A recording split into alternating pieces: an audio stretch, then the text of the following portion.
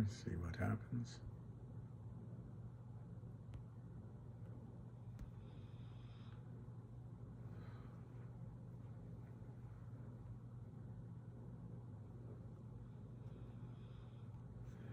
Huh? I guess it doesn't give any sound. Oh, there we go.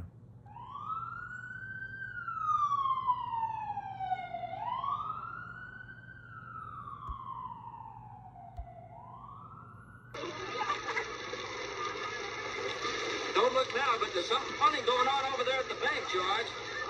I've never really seen one, but that's got all the earmarks of being a run.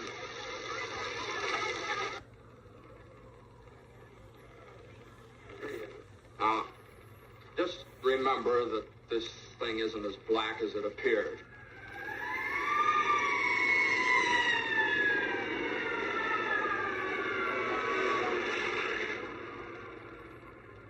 I have some news for you, folks.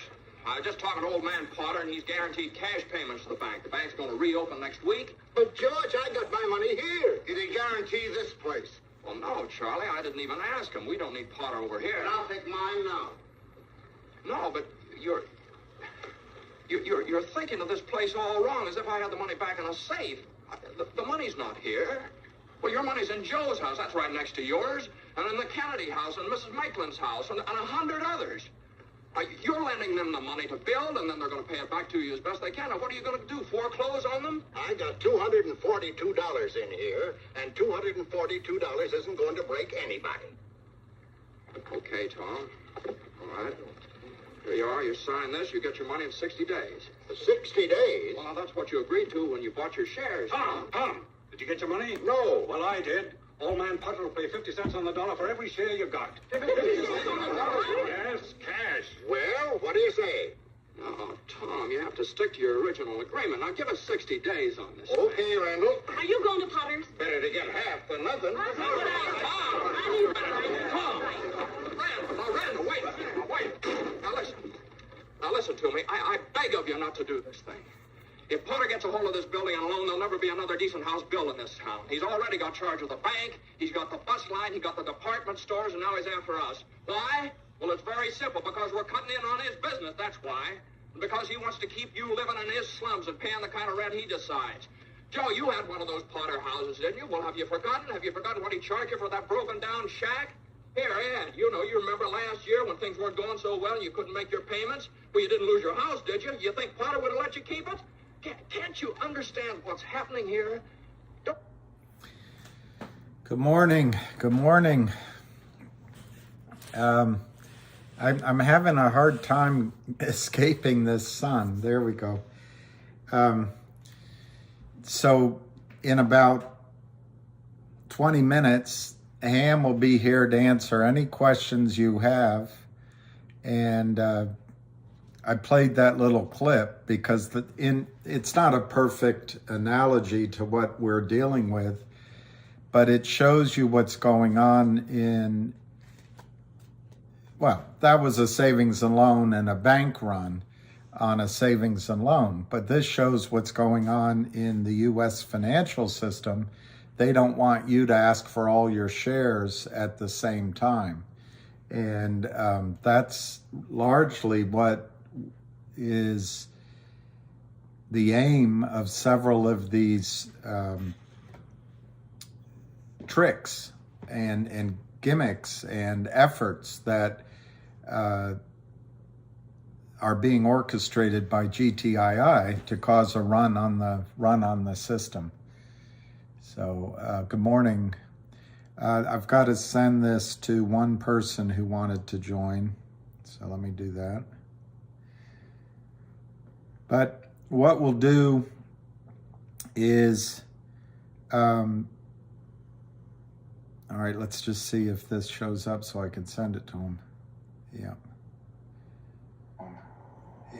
Wow, it's me. It's me. Wow, it's me. It's me. It's me. Hang on, I'm sending it to Mike.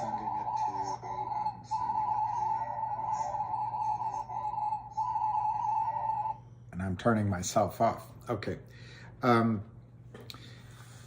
Yeah, one of I don't know. It never was there. That works. That works.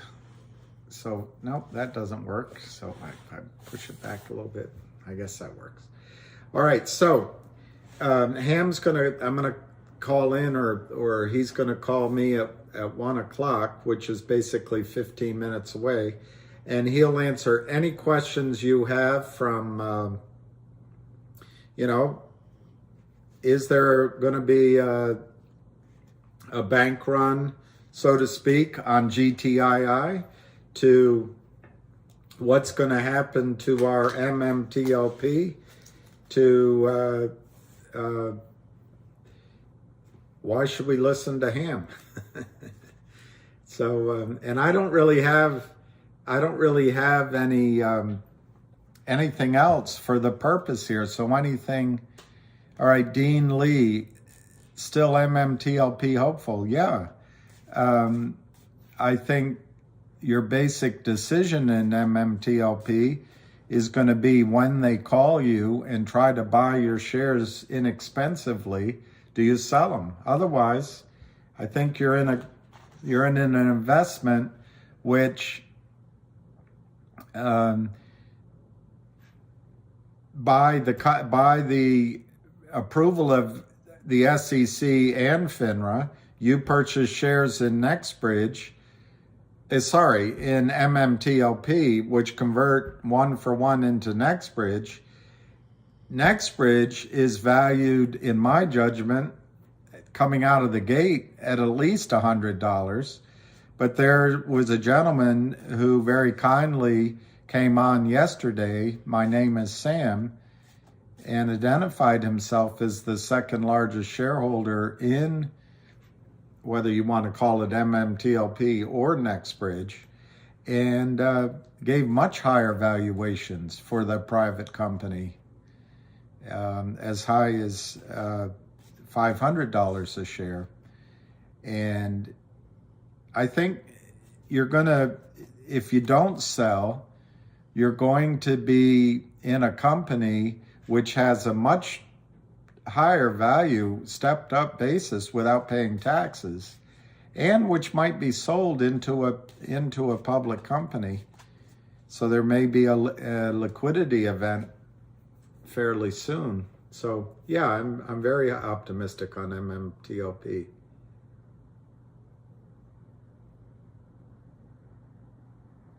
Merry Christmas. So get your Mahalo, get your questions ready. I'm going to read them out once he's on, and maybe he'll give us a little pep talk himself without needing any questions. Yeah, it's, I don't know if you can believe it, but it's about 10 degrees here in DC. So it's cold. Oh, how much should we sell? How much should we hold out for? I don't know. I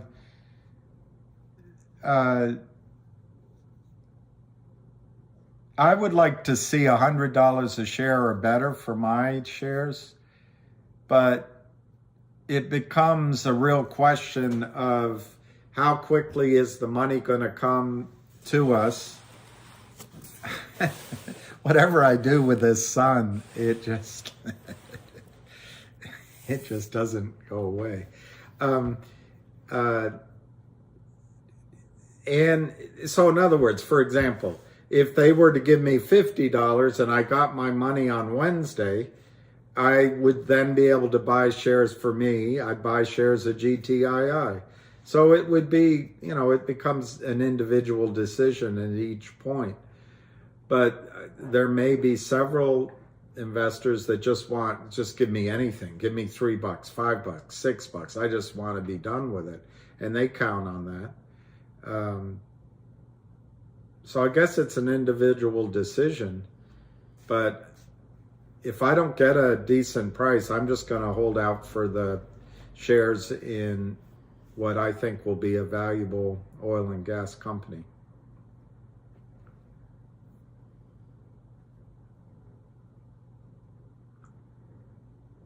"45 degrees in Florida, that sounds cool or cold." Bam, and I'll say no to AMC split. Well, you can ask Ham about AMC as well. 100 a day for every day since December 12th. I like that. Hey, you're in Australia? 100 a share would be awesome. Merry Christmas Eve, everybody. Lion of all trades, thank you. All right, I'm gonna call into Ham in 14 minutes, so get your questions ready for him.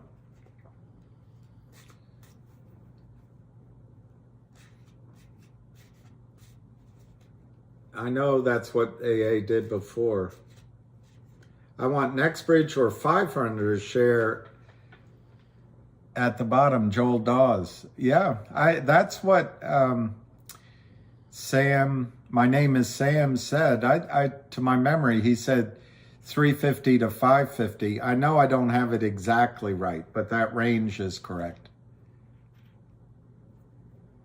Yo, that's great. I hope you can listen. This was Ham's idea, and I said, let's do it.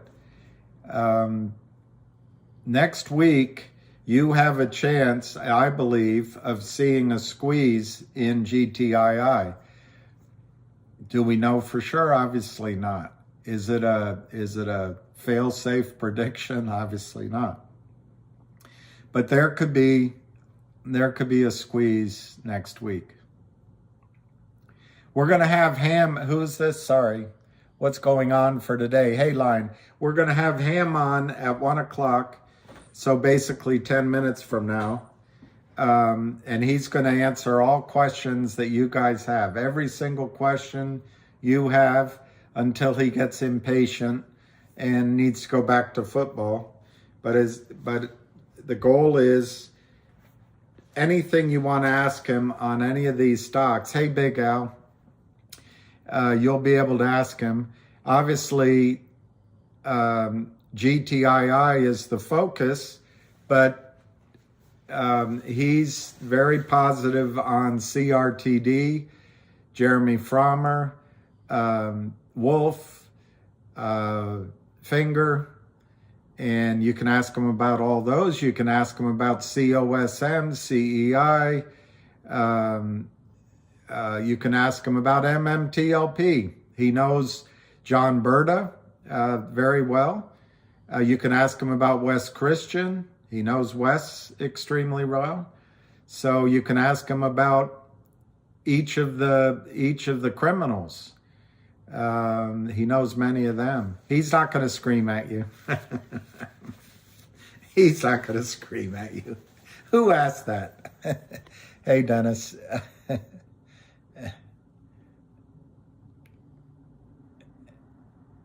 No, he's going to be on for a while. Oh, he's going to be until he gets upset. No, he'll be on for a while. And I'll try to control how the questions are presented to him so he won't get upset. It's cold. Lucky is actually quite at peace right now, but he loved his walk this morning. I didn't like it at all. It was cold. I hope it's an info-packed ride ahead. He'll, please, I'll ask questions if you guys don't, but the whole point is for you to ask whatever comes to your head about anything. Price targets, do they have to cover? IQ Micro, minus 26 degrees. People from COSM and others will FOMO into GTII. I hope it happens next week. We can invite Lou.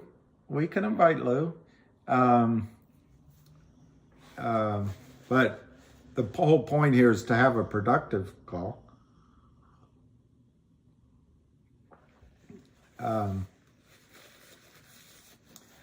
This to the moon is BS. Maybe KYP, PYT. line, the chart I think is very strong on GTII.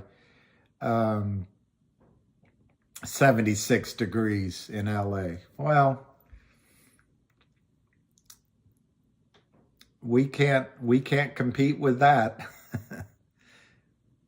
Yeah, the chart signals look good. Hey, Anne Lecombe.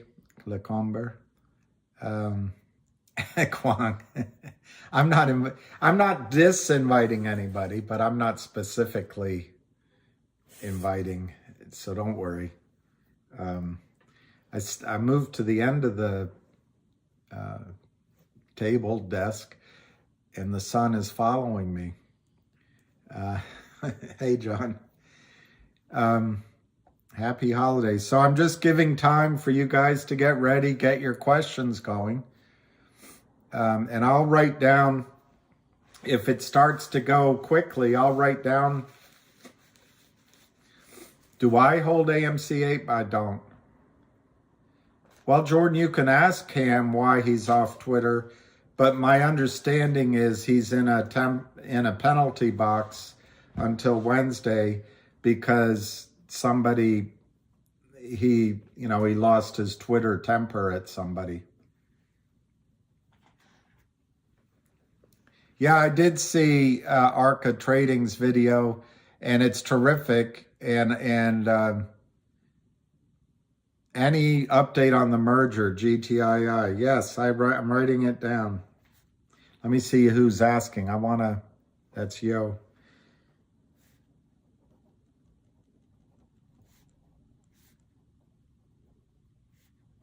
Okay, that'll be our first question, unless there's another one. Could CRTD squeeze next week? Max Russell.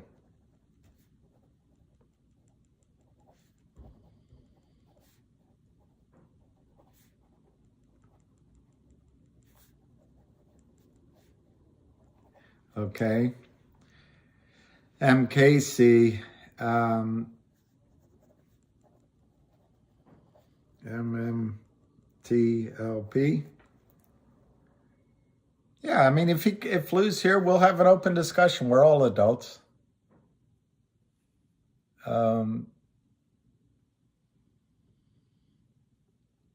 Okay, Roger.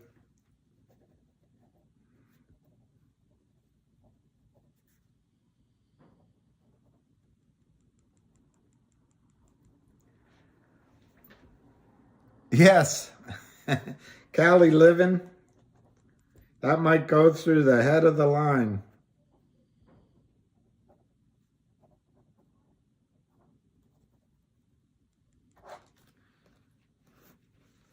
Hey, Eric. You bought back in. Wow. So for people that don't know, I got upset with Eric Everett. I don't know. Feels like forever ago, 2 months ago, 6 weeks ago. But he actually traded out of GTII, bought back in.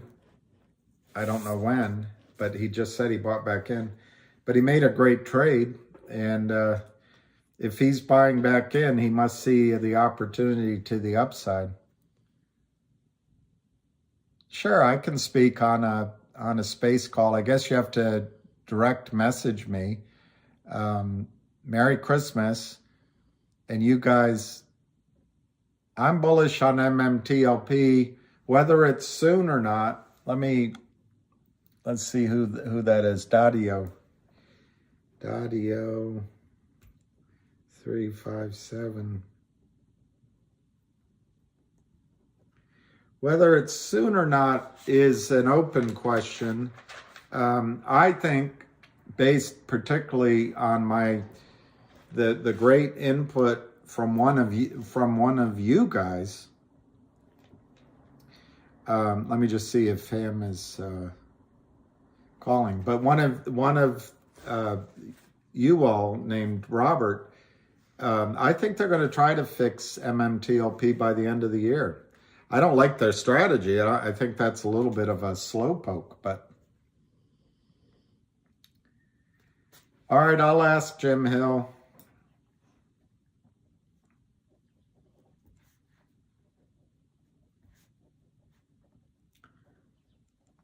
I'm going to guess that he's not going to be there because I think he's traveling with his family.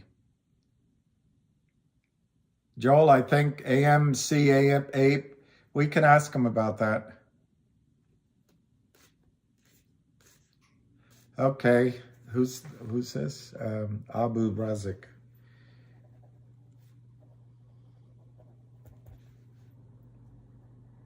No CRTD, but what does merger do with? Okay, we're getting close.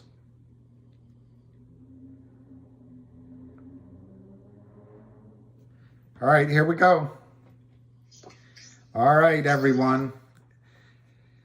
Ham, you've got an audience, and they'll hear you. I've got several questions, but maybe you can just start out with what you think, whatever you want to. But if not, I'll ask you some questions. I'll start out by someone asked me, who do I like in the Super Bowl? I bet $1,200 on the Saints and $800 on Jameis Winston to be the MVP. So, did you hear that? I'm wrong on that. So next question. Someone asked me about MMAT and MMTLP. Yep, they want to know. They want to know how quickly and whether that's. Roger wants to know, is that going to be a bellwether for other squeezes? All right, I'll go right into it.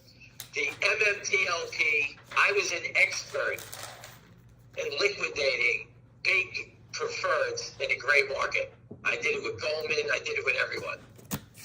It's basically, I would call them up, tell them I have 100,000, Ford preferred D I have to sell, or preferred C, I forgot what it was. And they would make me an offer. They would bid me for what I wanted to sell. I go, I have 100 for sale. What do you want to pay? They go 27. I would say sold, and that's the gray market.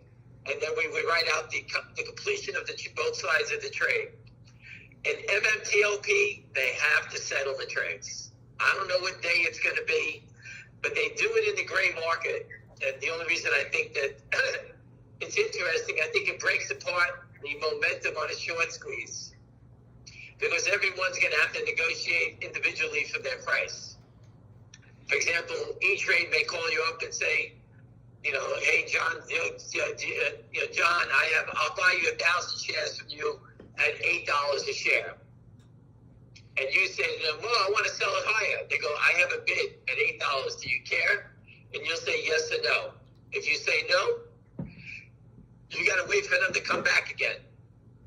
They may come back in an hour. They may come back in a week and say, hey, you know what? I'll pay you 12. I'll pay you 20. I don't know. But they have to close out their positions. So each individual, if I owned it at 5 and they call me up and say, you want me to sell it at 8, and I've been concerned that my money's locked up, they'll get me to sell it because, I want my money out. So that's the only thing that's not fair, because they're using it against you, and you really have no decision to make. I mean, your decision will be by yourself. So that's if it goes to the gray market. They may open it up for trading, which would be the right thing to do, and let the shorts cover in the marketplace. Just remember one thing. The longs have done nothing wrong. The shorts have done everything wrong. This is going to help every stock that's being naked shorted, because the shorts are locked into the stock just like the longs. And the SEC and FINRA have no choice but to follow the sell tickets back to see who's been doing it. So if you're the naked short in that stock, and you have 50 other stocks that you're naked shorting, the SEC is coming into your headquarters, and the crooks don't want anybody to see what else they're doing. So that's a great thing that they're going to find out, and it's going to lead back to the crooks. They can stumble and mumble all they want. Oh, we thought we borrowed it, we did this, we did that. But the SEC is not stupid. They know they were naked short selling. And if they say, let me see your records in these other names that we see you in now, that's going to unwind this whole thing, and it's fantastic for all the stocks. So Tom, I think that Yeah. Yeah. Go ahead. Tom McCartney's asking, what if you turn down the first price offer? What happens then? You gotta hope they come back and say if they offered you 9, hopefully they come back and offer you 12. Right. I do believe they're gonna have to bid it up, but each person has a different opinion about what they want to get out at, and I think they're gonna hold that. That's gonna be the hard part because you're just in the dark on the whole subject. You have no idea what they're doing. Do they have to buy them all back? They have to close out the position. The company's going away. They may come to you and say, we'll buy 1,000 shares from you at 9, and you say no. They come back and say, we'll buy 1,000 shares from you at 6, Yeah. and create the illusion that it's going down. You don't know. It's a black box if they do it. I don't know if they're going to do it, but to me, they should open it up for trading. That's the right thing to do. So, but they do close out positions in the gray market. I've seen it done before. So there's a guy named Arca that does videos. Apparently he's predicting GTII goes to $17 in the next few weeks. Do you want to... Let me finish with the MMTLP. Okay, all right, okay. So I introduced John Berta to West Christian, Share Intel, and Upstream. So MMAT, I forgot the second one. MMAT. Yeah, MMAT. They're in good hands. They know what's going on. They have a blueprint of what to do. So, John's a great guy. As a matter of fact, John, I spoke with John, and he bought 15,000 or 20,000 GTII. You can probably ask him that, but he's a good guy. He believes in the cause, and he jumped into the GTII fight. So that happened on Friday, I guess, or Thursday. I forgot. Awesome. So the next question is GTII. Yeah, basically, a lot of interest on GTII. All right, so GTI went from 60 cents. Everybody thought it was dead in the water to 9. And we can blame, no clue about the downfall, whatever he did, panicking out and all that nonsense. But stocks go up and down. That's part of the game of the equity market. The equity market is all fraud, like I said. This should have broke a while ago, but the equity market's allowed the criminals to keep playing all these unsettled trades. So here they are. They pressed their bet, always back down to 60 cents. Everybody here, I'm sure, was moaning, like people I know, it's back to 60 cents. We're never going to go again. And presto, magico, now we're back to $1.20 in a couple of days. Okay? The equity market changes on a dime. In a second, things change, get better. The stock at 60 cents, most people look at it as it's not doing anything. It looks dead in the water. At $1.20, to most people, now it's a fantastic buy because the momentum is coming back into the stock. People like to buy momentum. When I'm trading, I like to buy them when people don't want them. Everyone has a different flair for how they trade. People love to buy momentum. I'm not a momentum guy, but I'm with you on it. But I like to buy stocks when they're doing nothing. Okay? And if you followed that pattern, you would be in at 60 cents and now have a stock at $1.20. And you could ride the momentum to wherever you wanted it to go. So at $1.20, a lot of people are saying, okay, the volume is here. The momentum is coming in. The buying's coming in. The story hasn't changed. If you guys invest in the equity markets, in anything, whether it's buying Apple or GTII, what's the story? Apple rode the wave of the iPhone for years. That was the story, right? Then from that, it grew into 100 different news stories. GTI's story is what? Is a company that's fighting naked shorts, not taking any money to help, to raise money to help fight the cause. The company's been standing tall for 2 years. And you say, well, what do you mean by that? COSM, the stock got going, and what's the first thing they did? Reversed it, and then raised money. So now it's COSM. The company did complete opposite of what GTI has done. GTI has stood the course. The CEO has bought stock. The only money they raised is through the shareholder warrant, which was a bonus for all shareholders. Never went to the street to take the money. Charlie Mayo left a message to try to give the money, turned it down. I'm sure when the stock was $9, the company got 900 calls from every crook on the street trying to give him money. And just to touch base on COSM, for those people who are in it, here's your question. Who invested into the company after the reverse at $12 and gave this company $30 million? What hedge fund did it? What money manager did it? Well, I want to know, tell them to put their name up in a filing that they own the stock. Because if they don't file that they own the stock, to me, that means they shorted the stock and covered on the secondary.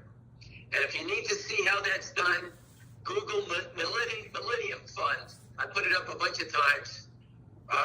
Izzy Englander is a very famous guy. His fund, his $10 billion fund.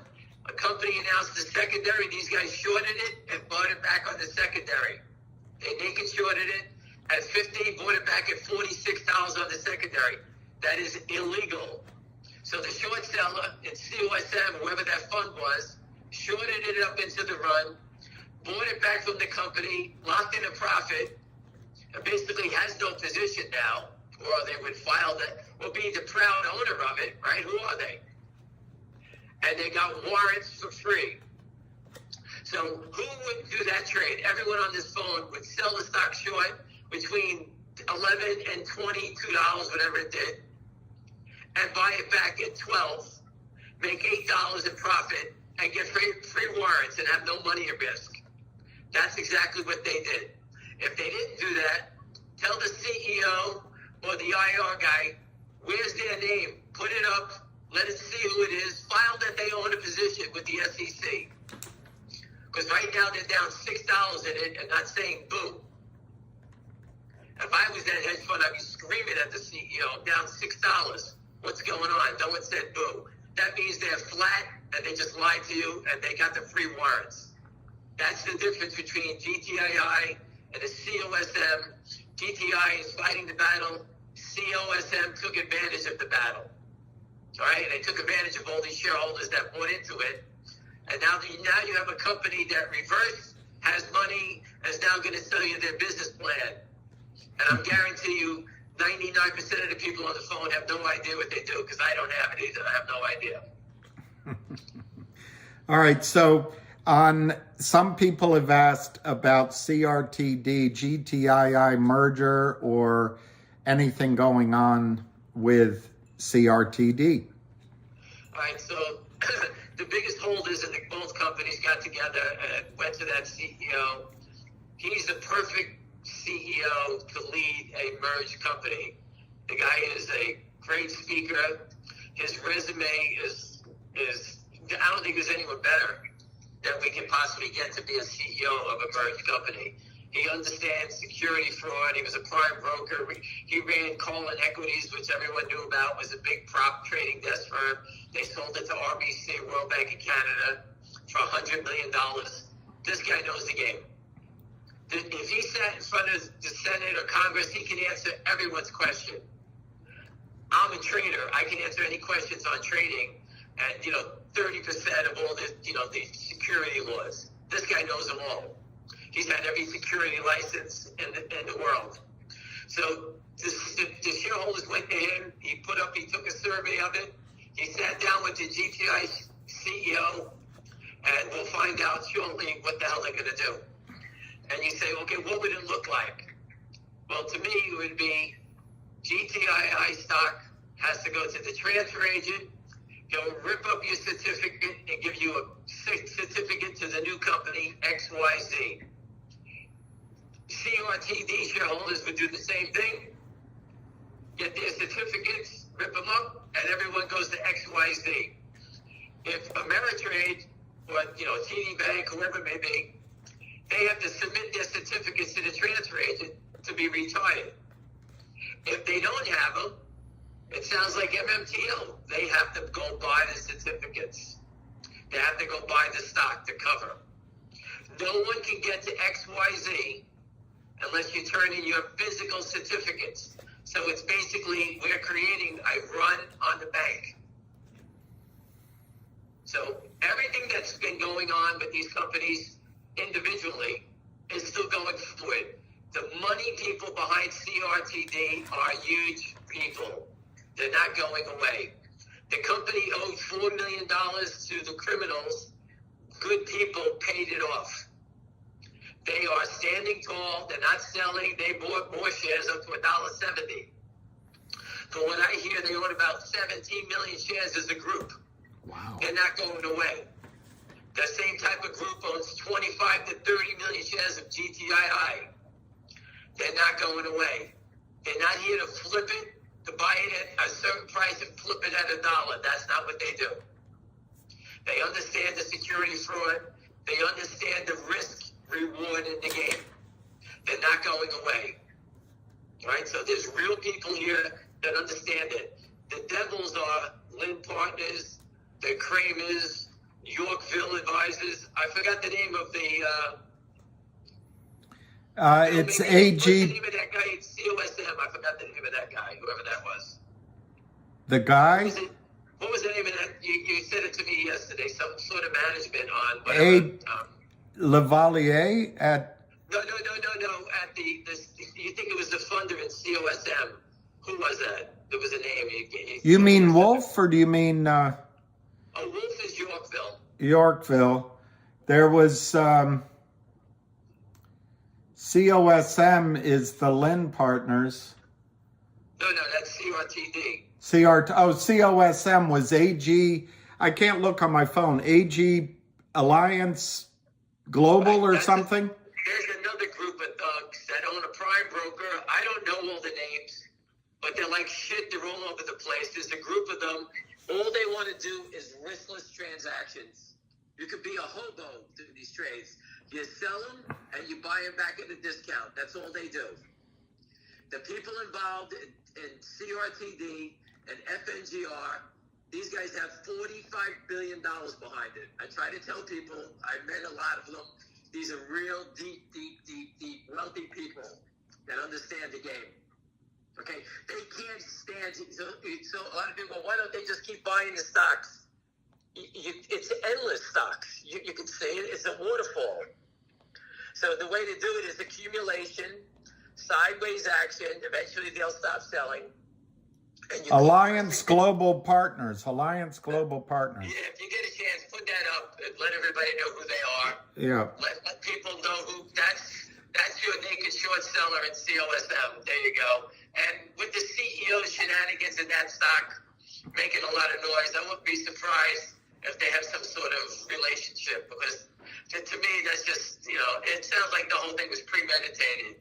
Reverse, short squeeze, secondary was like bang, bang, bang. That's too quick for me. Yeah. But again, the people that I'm following are really good people.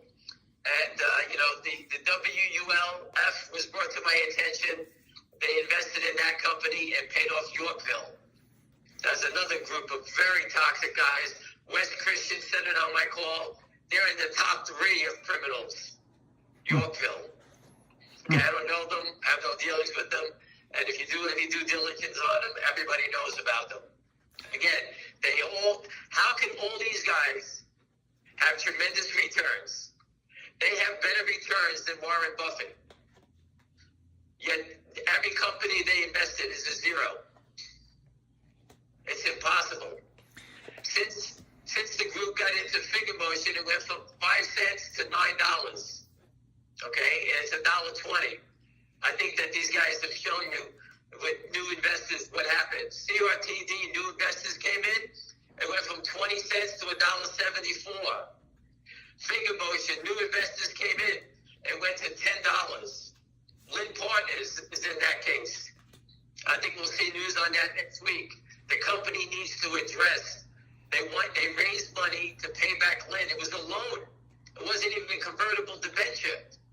But Lynn is such criminals, they won't even take back the money.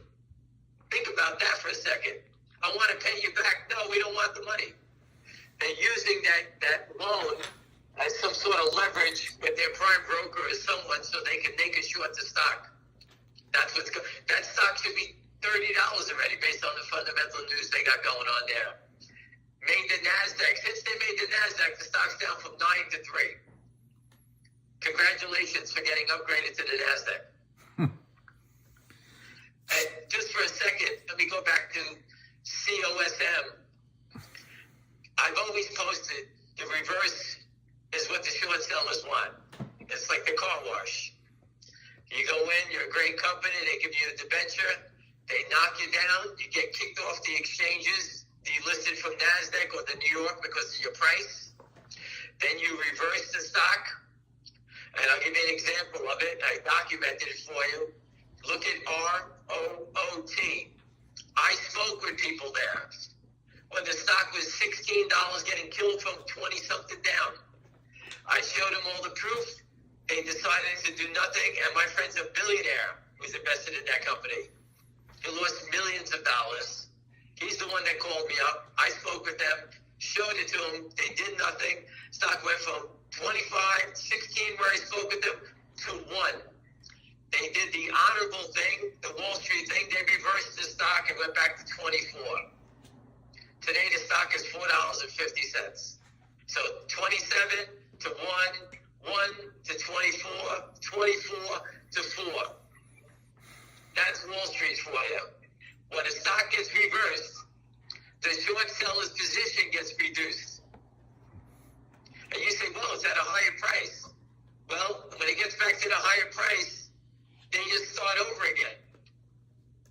They just start shorting it at 24, and now it's $4 again. Soon, the stock will be below $1 again, and maybe it may take a year, and be below $1 again, the company reverse again, and in root, it started out, I think it was a $3 to $5 billion market cap company, and I think today the whole company's worth, I think maybe $40 or $50 million. So all the shareholder value, all the insiders, they lost everything just to stay compliant with Wall Street. Has nothing to do with their business. So they answer all the questions? You did that, you got, but on GTII, I'm going out of order here, but are the Kramers out of it? What's going on with GTII short sales? I think the Kramers walked away. Listen, the Kramers had their position in an LLC that was signed by Hector from Panama. Some schmuck signed off on that thing. They walked away from this thing.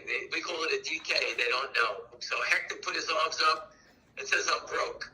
Alpine has the trade now. Alpine is their prime broker. The woman from that DBMM, she's the one that told us that was their prime, the CEO of that company. And we think that they walked away. Alpine sitting with the best. Alpine called in some big-time gangster to try to knock it down, and he sicked the wolves on us. All right? And he made, along with No Clue, telling his people to sell, the shorts saw that, and they took advantage of it, knocking it down, and created this onslaught. So I don't believe the Kramers are holding the bag anymore. I think they walked away from it. Alpine has the best. They know they're in trouble. Alpine has obviously got in cahoots with these guys and running some, they probably have these positions offshore. At the end of the day, every share they sold has to be bought back. They try to deliver a blow to get everybody to sell, but people that are knowledgeable of the situation took advantage of the dip and have been accumulating it. And I feel bad for the people that sold. I get it. It happened to me a million times in other stocks. You just run with the flow. You panic out. You have it on margin. It's security fraud at its finest. I can't stop it. All we can do is educate you on it. You make your own determinations. And like I said, we've been watching this stuff for a long time. This is the 4th attack in GTII. They can't knock it out. And if you look at it, GTI, when we started, was a stock with a big short, with really nothing going on. Now we have a company that's got over $3 million in cash, has merger opportunities all over the place. Deals they're working on, from the 800 to the merger with CRTD, to upstream, to special dividends, to coupons. This is a much different company. And the best part about it, the company doesn't have a burn rate, so they actually close the deals. So they're not losing any money. They don't even need to raise any money. So Very different. The question keeps coming up. there won't be a short squeeze in GTII because FINRA will just stop trading like they did with MMTLP. MMTLP is a company that's going away. GTII is still a public company. If they merge, it's still a public company. They have to deliver the certs. The certs are everyone's ownership is individual, right? Everyone's going to need to get their brokerage firm, or the company will give out instructions. Remember that UPC, Uncle Peter Charlie, that is what FINRA uses to tell all the members how to settle special transactions. Uncle Peter Charlie, it's called a UPC advisory. That's how they give the instructions out. You can go there and you can see the instructions on MMTLP. They have to follow the rules. They can't stop trading the stocks. They have to force settlement. All right, so what you're seeing in MMTLP is going to come to a head, and basically you're going to say, oh my God, this is actually going to, when this opens up, you're going to say, they're going to do this for all of them. They can't just stop trading stocks. That's against the law. And the one thing we can all say, GTII, CRTD, are all hired West Christian already. And share and tell. Everything is being documented. They don't have to go back and try to figure out with MMTLP what happened there. Those guys are following this in real time right now. Okay, so everything's being documented before we get to the next steps. So like we say, the eyes of Texas are up upon us. They're all watching everything here. I do believe that the short squeeze is going to happen. I can't tell you the time. I've been here for 2 years. We're not leaving until we get them. And you can see they keep trying to hold it down. Remember this, everyone, write it in your hand. If they thought they can win, they'd let the stock go higher. They keep trying to sell it lower because they can't have it go higher. Remember that. I work for short sellers. We love to sell stocks going higher. We let the stocks collapse. When the fundamental reason we shorted it collapsed, we always covered, not in pennies. We covered it and left the last $10 for the criminals, or the peasants, as we used to call it.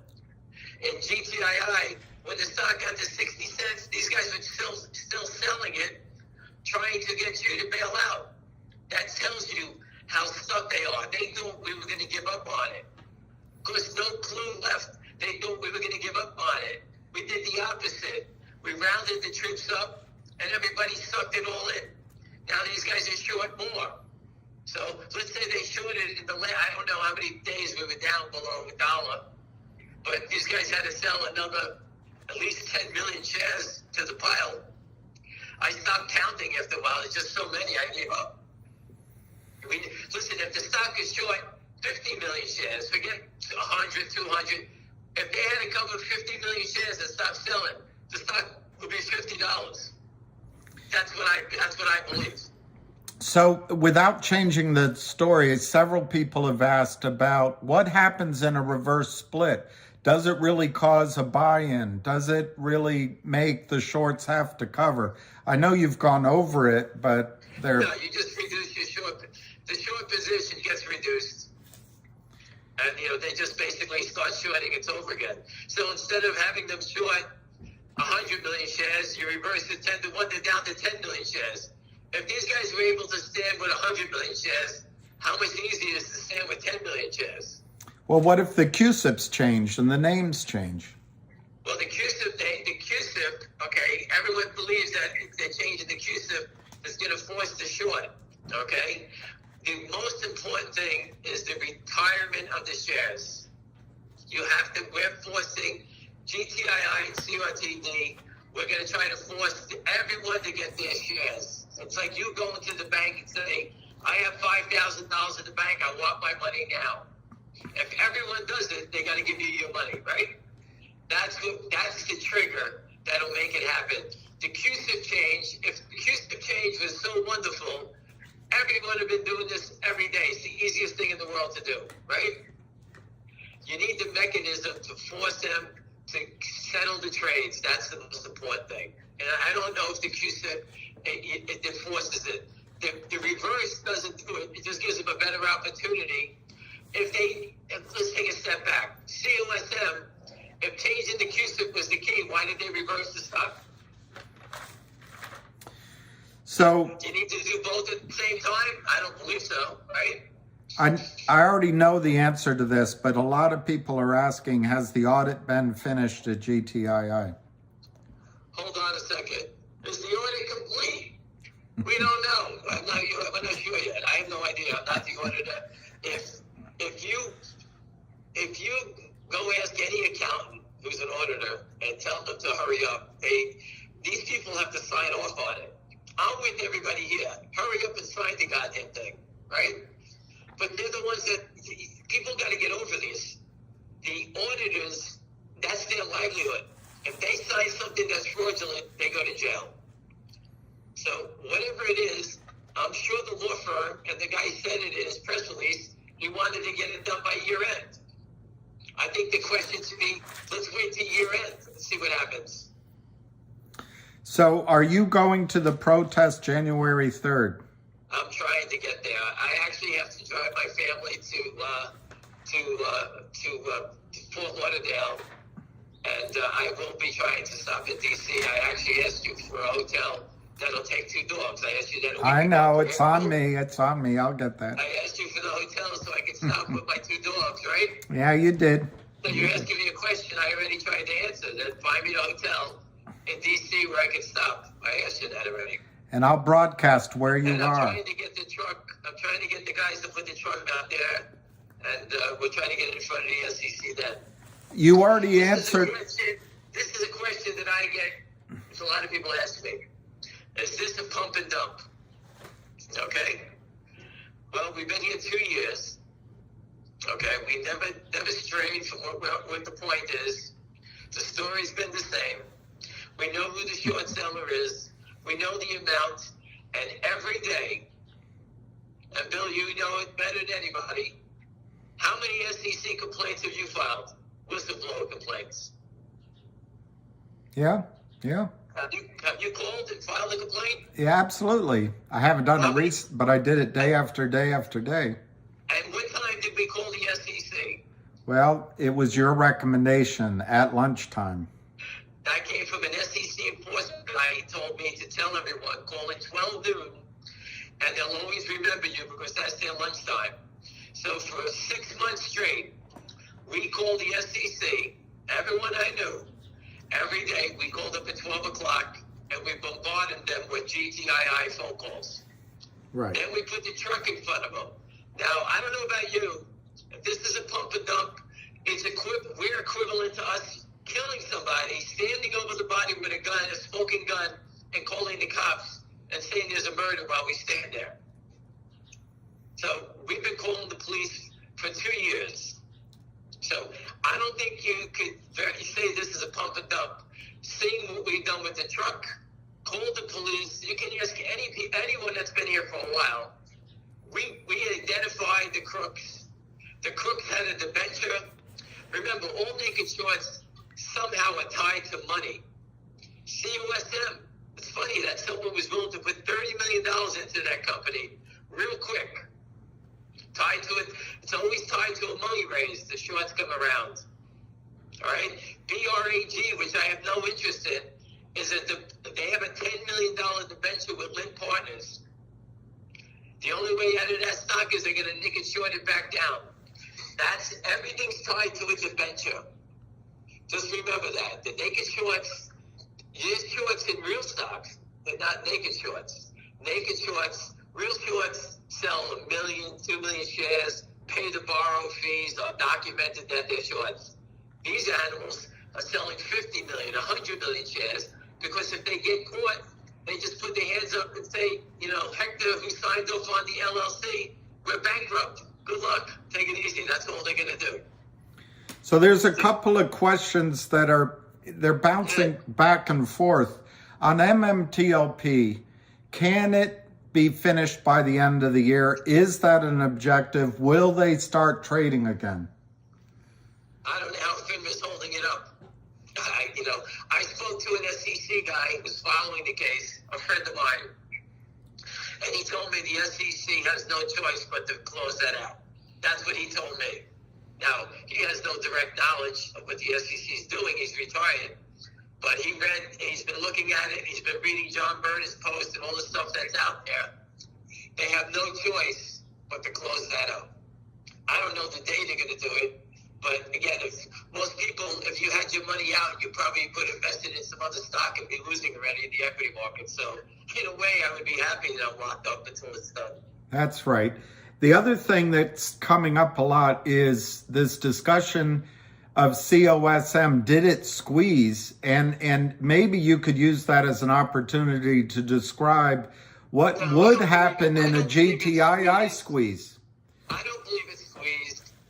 The key to the whole thing is who put the stock at $12, whatever that, I forgot the number, 11, 12. Right. Whoever invested in that company, if they're real and they still own the stock and they bought the stock and invested in the company, then I think you get a squeeze. Without that, if that was a phony transaction, meaning they shorted it on the run-up and then covered it, we know the shorts in the stock. It's just a new stock now. It's a new stock with new shorts in it.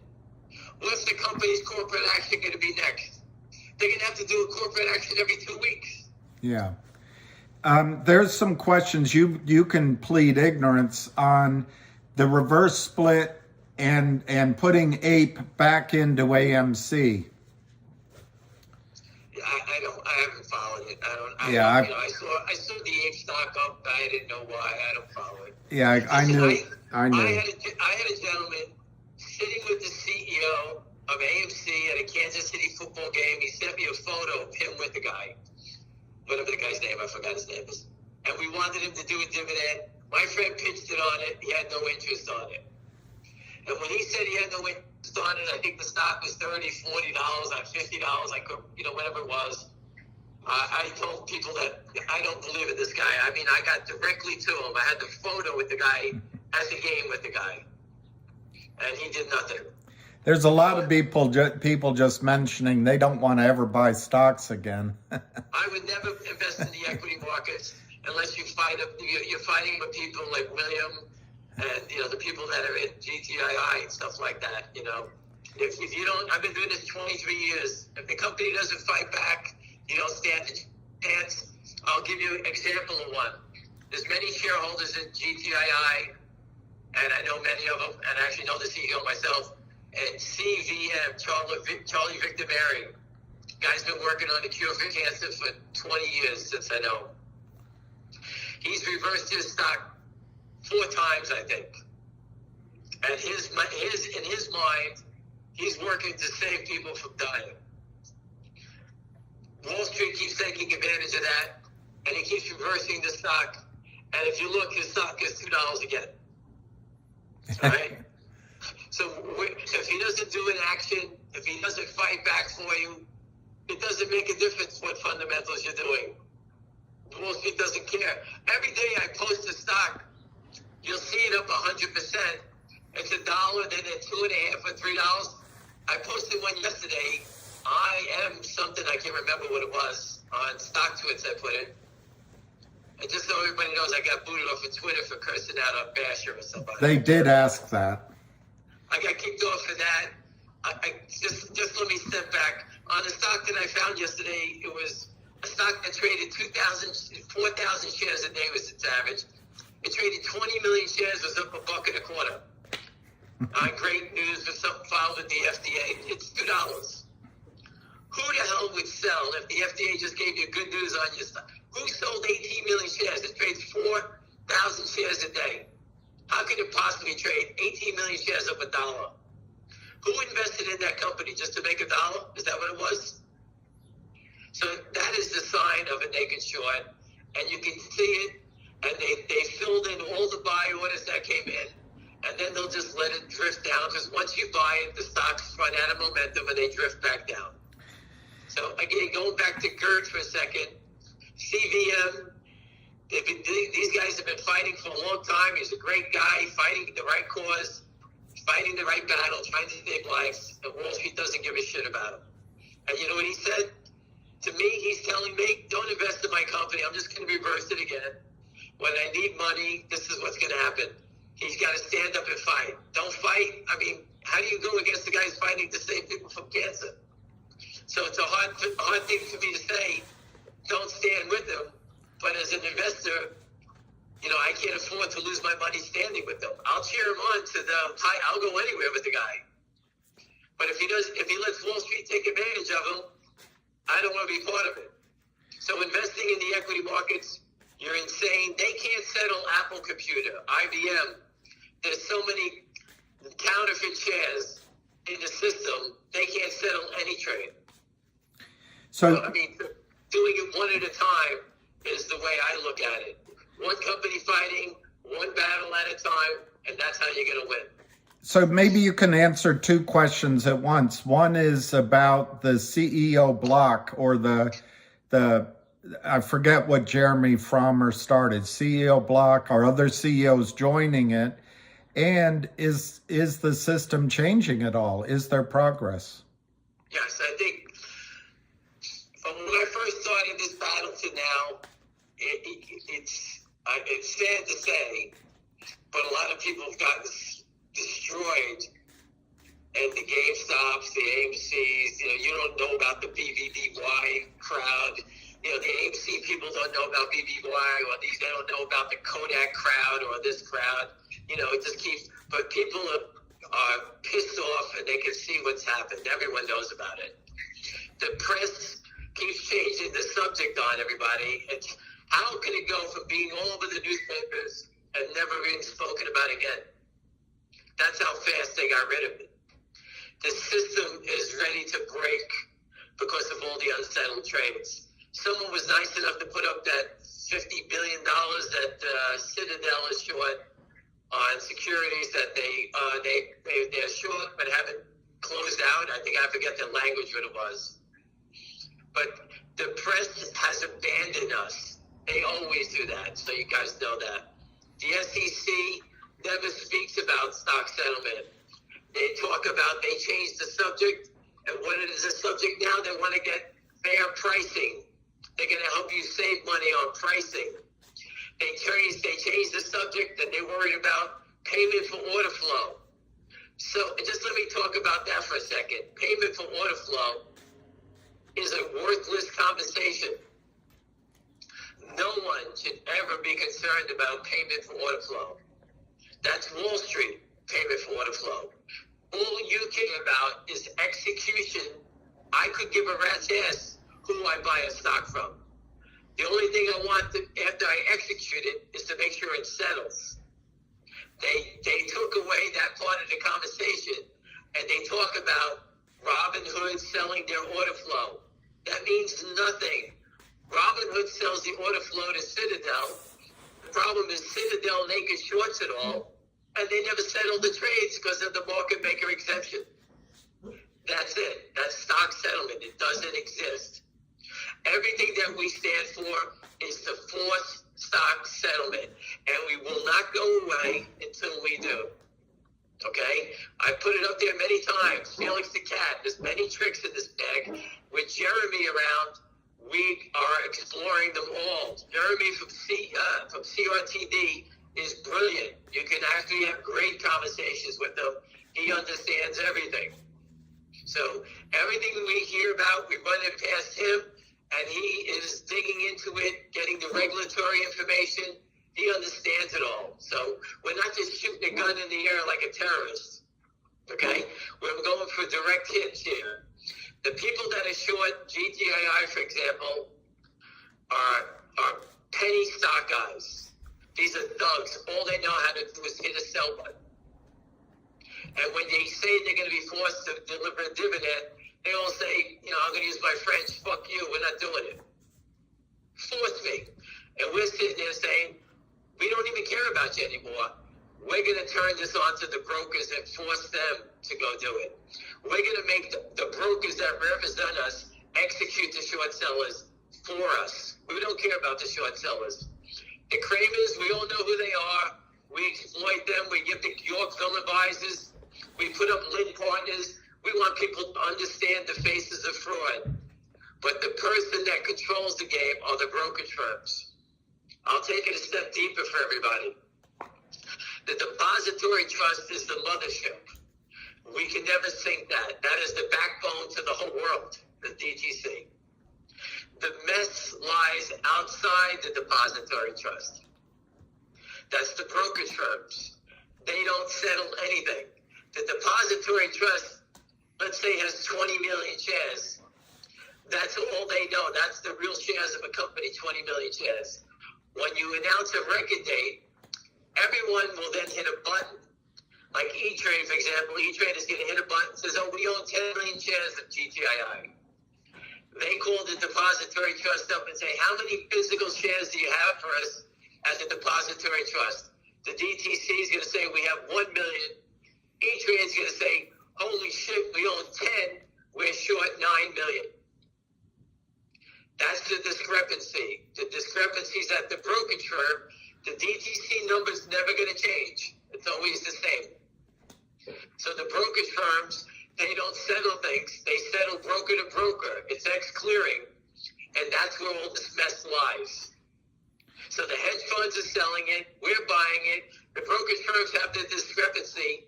And all they need to do is call up and say, whoever owes the stock needs to deliver it. Your own broker is helping the short sellers kill you, which I don't understand. Because if you were an E-Trade client, wouldn't you want your clients to make more money so they can trade more and do more investments? But they don't. The system is broken, and we're trying to force them. Many on the phone call up E-Trade. For example, GTI gave out a warrant. E-Trade lied to everybody with a different story. Okay, so they made up their own rules. They changed the rules, anything on the fly. So now we use their own rules against them. And MMTLP has used their own rules to expose them.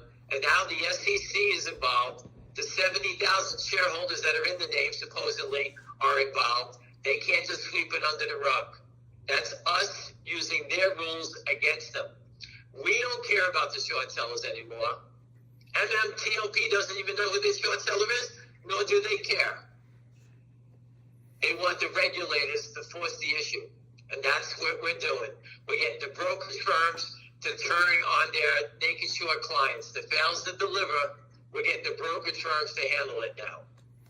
There's one question that keeps coming up. Can the brokers sell or make a transaction in your MMTLP without your permission? No. Okay. And then on upstream, as it relates to GTII, two other companies announced upstream, nothing really happened. Is it really a trigger to a buy-in? And if there's a further announcement about upstream? I gave upstream my opinion. I'll be honest with everybody. I told them, upstream, your business sucks. I don't believe in it. The only companies that are going to make this happen are companies like GTII, CRTD, okay? Or, any company that somehow knows that's related to us. We're going to force the issues, giving out valuable coupons that they cannot deliver. That's the sex appeal of upstream. The SEC blocked GTII from giving out a Picasso dividend. The SEC blocked GTII from giving out the crypto coin dividend because they couldn't. They control it, and they knew that we would expose the system. GTI now knows that going to upstream and giving out a $1,000 coupon, and you say, most people will call me up and say, why would you be so stupid to give out a $1,000 coupon to each shareholder, each one? Bed Bath & Beyond sends us a coupon. I get a coupon every day, but you can only use one at each transaction, correct? Mm-hmm. So what's the difference if we give out a $1,000 gift coupon, let's say for 1-800-Lawyers? You're going to go use them to do your closing on your house. Here's a coupon in my name that I can only get from GTII as a shareholder. Here's $1,000 off the $20,000 bill, say. You pay $19,000. But I have 10,000 more coupons. Well, if you ever need us, use them. But again, E-Trade, if they don't get you your dividend share, they're going to have to go in front of a judge and say, okay, William owns 10,000 shares. You own 10,000, $1,000 coupons. E-Trade's going to say, Your Honor, that's crazy. That's not, we can't, that's ridiculous. The judge's going to say, William, what do you want? Where's my coupon? E-Trade, we can't get them. Pay the man $1,000 each one. And then the jury's going to say to him, who did you give the money to when you bought William's stock? We don't know. How come you didn't settle the trade? We forgot. You got the instructions. Here's the UTC advisory. Nothing can stand up in court. I can have a monkey do this case. That's how stuck these guys would be. And they would have to pay you $1,000 to each coupon. You can make the coupon $1. But if we're going to make it $1, you might as well make it 1,000. And this way you really torture them and tell E-Trade, you want to defend the crooks? You're going to pay me for it. That's why you insult it. We know it's a lot of money. We want to insult it and expose the system. That's what's going to make the stocks go up. That's what's going to force the issue. We have to make it laughable. In a court of law, they can't even handle it. And by the way, GTI is on the verge of merging with a law firm. You don't think he wants to handle all these great cases? You don't think he understands it? That each case he goes in front of, a monkey can handle this case? Just give the guy his dividend. We can't. Pay the man. End the conversation. Why is GTI the best setup and is CRTD the second best? Okay, I'll go back in time. AMC, GME, Bed Bath & Beyond, all those stocks were shorted from the highs down. And I'll give it a benefit of the doubt. Let's say GameStop was shorted from, I think it started, I went back and looked, I think it was $60. Let's say the average price on the short is $12. When it was 3 3/4, the short sellers were still in the black by $7 or $8. I'm just giving an average price. So they were still in the black. And when the stock got squeezed, when it went into the red, that's when they pressed their bets, and that's when it exploded. So they shorted it down, all the way down from $50 down to 3 3/4. AMC was the same thing. I don't know what the high was. Go back in time. All those shorts just keep piling on it. Why would the smartest guys in the world stay short a stock at $3 if they shorted it from 50? I told you I shorted for very smart guys. If we shorted it at 50, we would cover it at 10. You would never leave it. Let the last few points, who cares about it? Go find another stock, right? Or let it rally back up and we short it again. But why were the smartest guys in the world still selling these stocks at the lows? I think AMC went to $2. I can't remember. I really didn't trade it, so I don't know. Why were they shorting it at $2? Because if it goes to zero, they don't pay any taxes on it. The government only recognizes a sell and a buy, like you do on the long side. If we buy a stock and we sell it, the government recognizes that we bought a stock at $1, sold it at $2, you pay a tax on your dollar. When you sell a stock at $10 and it goes to zero, as far as the government knows, it's still an open position. So they don't pay tax on it. So that's why they were driving these companies to zero. Last year, the SEC kicked 170 companies off of the exchange. Not because of their business was a failure, because their price, or they stopped filing their filings because they didn't want to waste the money. You don't get protected by them, so why would you even file? So 170 companies went to zero. I don't know what the companies are trading at, but can you imagine if all these stocks had 10 million shares short at a $4 average and they went to zero? 40 million times 170 times? Yeah. That's a lot of public companies that went away. A lot of investments, a lot of ideas destroyed over stock settlement. Not their business, stock settlement. There's one question I don't know. I didn't get to the GTI setup. I'm sorry. All right, go ahead. GTII is the opposite of the shorts I just described to you, where they shorted it down. GTI has been shorted since we've been involved from the pennies going up. It's the complete opposite. These guys are in the red already on all their shares. It's the complete opposite of the other ones. The other ones are in the black until they exploded past their break-evens. This one is a ticking time bomb because they're in the red already. All this, I don't care if they sold it at $8, at $7. They didn't sell enough to equal what they sold below. It's like an iceberg. 99% is below the water. These guys are all underwater already. That's the difference. CRTD, they shorted it on the way up to 20, bashed it back down. It was 4 cents or 5 cents. And they kept laying into it, and they're still doing it. So what's their average on CRTD? I think CRTD's average right now maybe 2.25, 230 or 240, I think. So once it breaks that 240, that is the next like type GameStop thing where it's going into the red. Once it goes past that, GTII is already in the red, probably by 60 cents already. Right.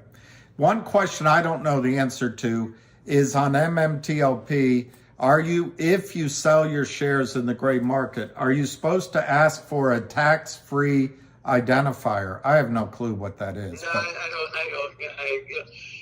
I only worked in the gray markets when I had to execute.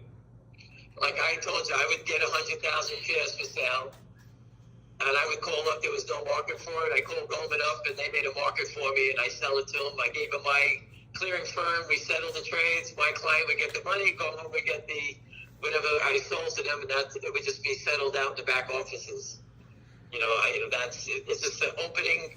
A lot of stuff I did was an IPO or preferred, and the client would take the IPOs they would take it as helping a broker out. For example, let's say Bill's a broker at Merrill.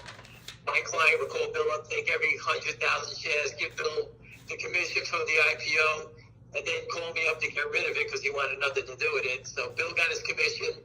I got my commission, and that's what I did. I did that a lot.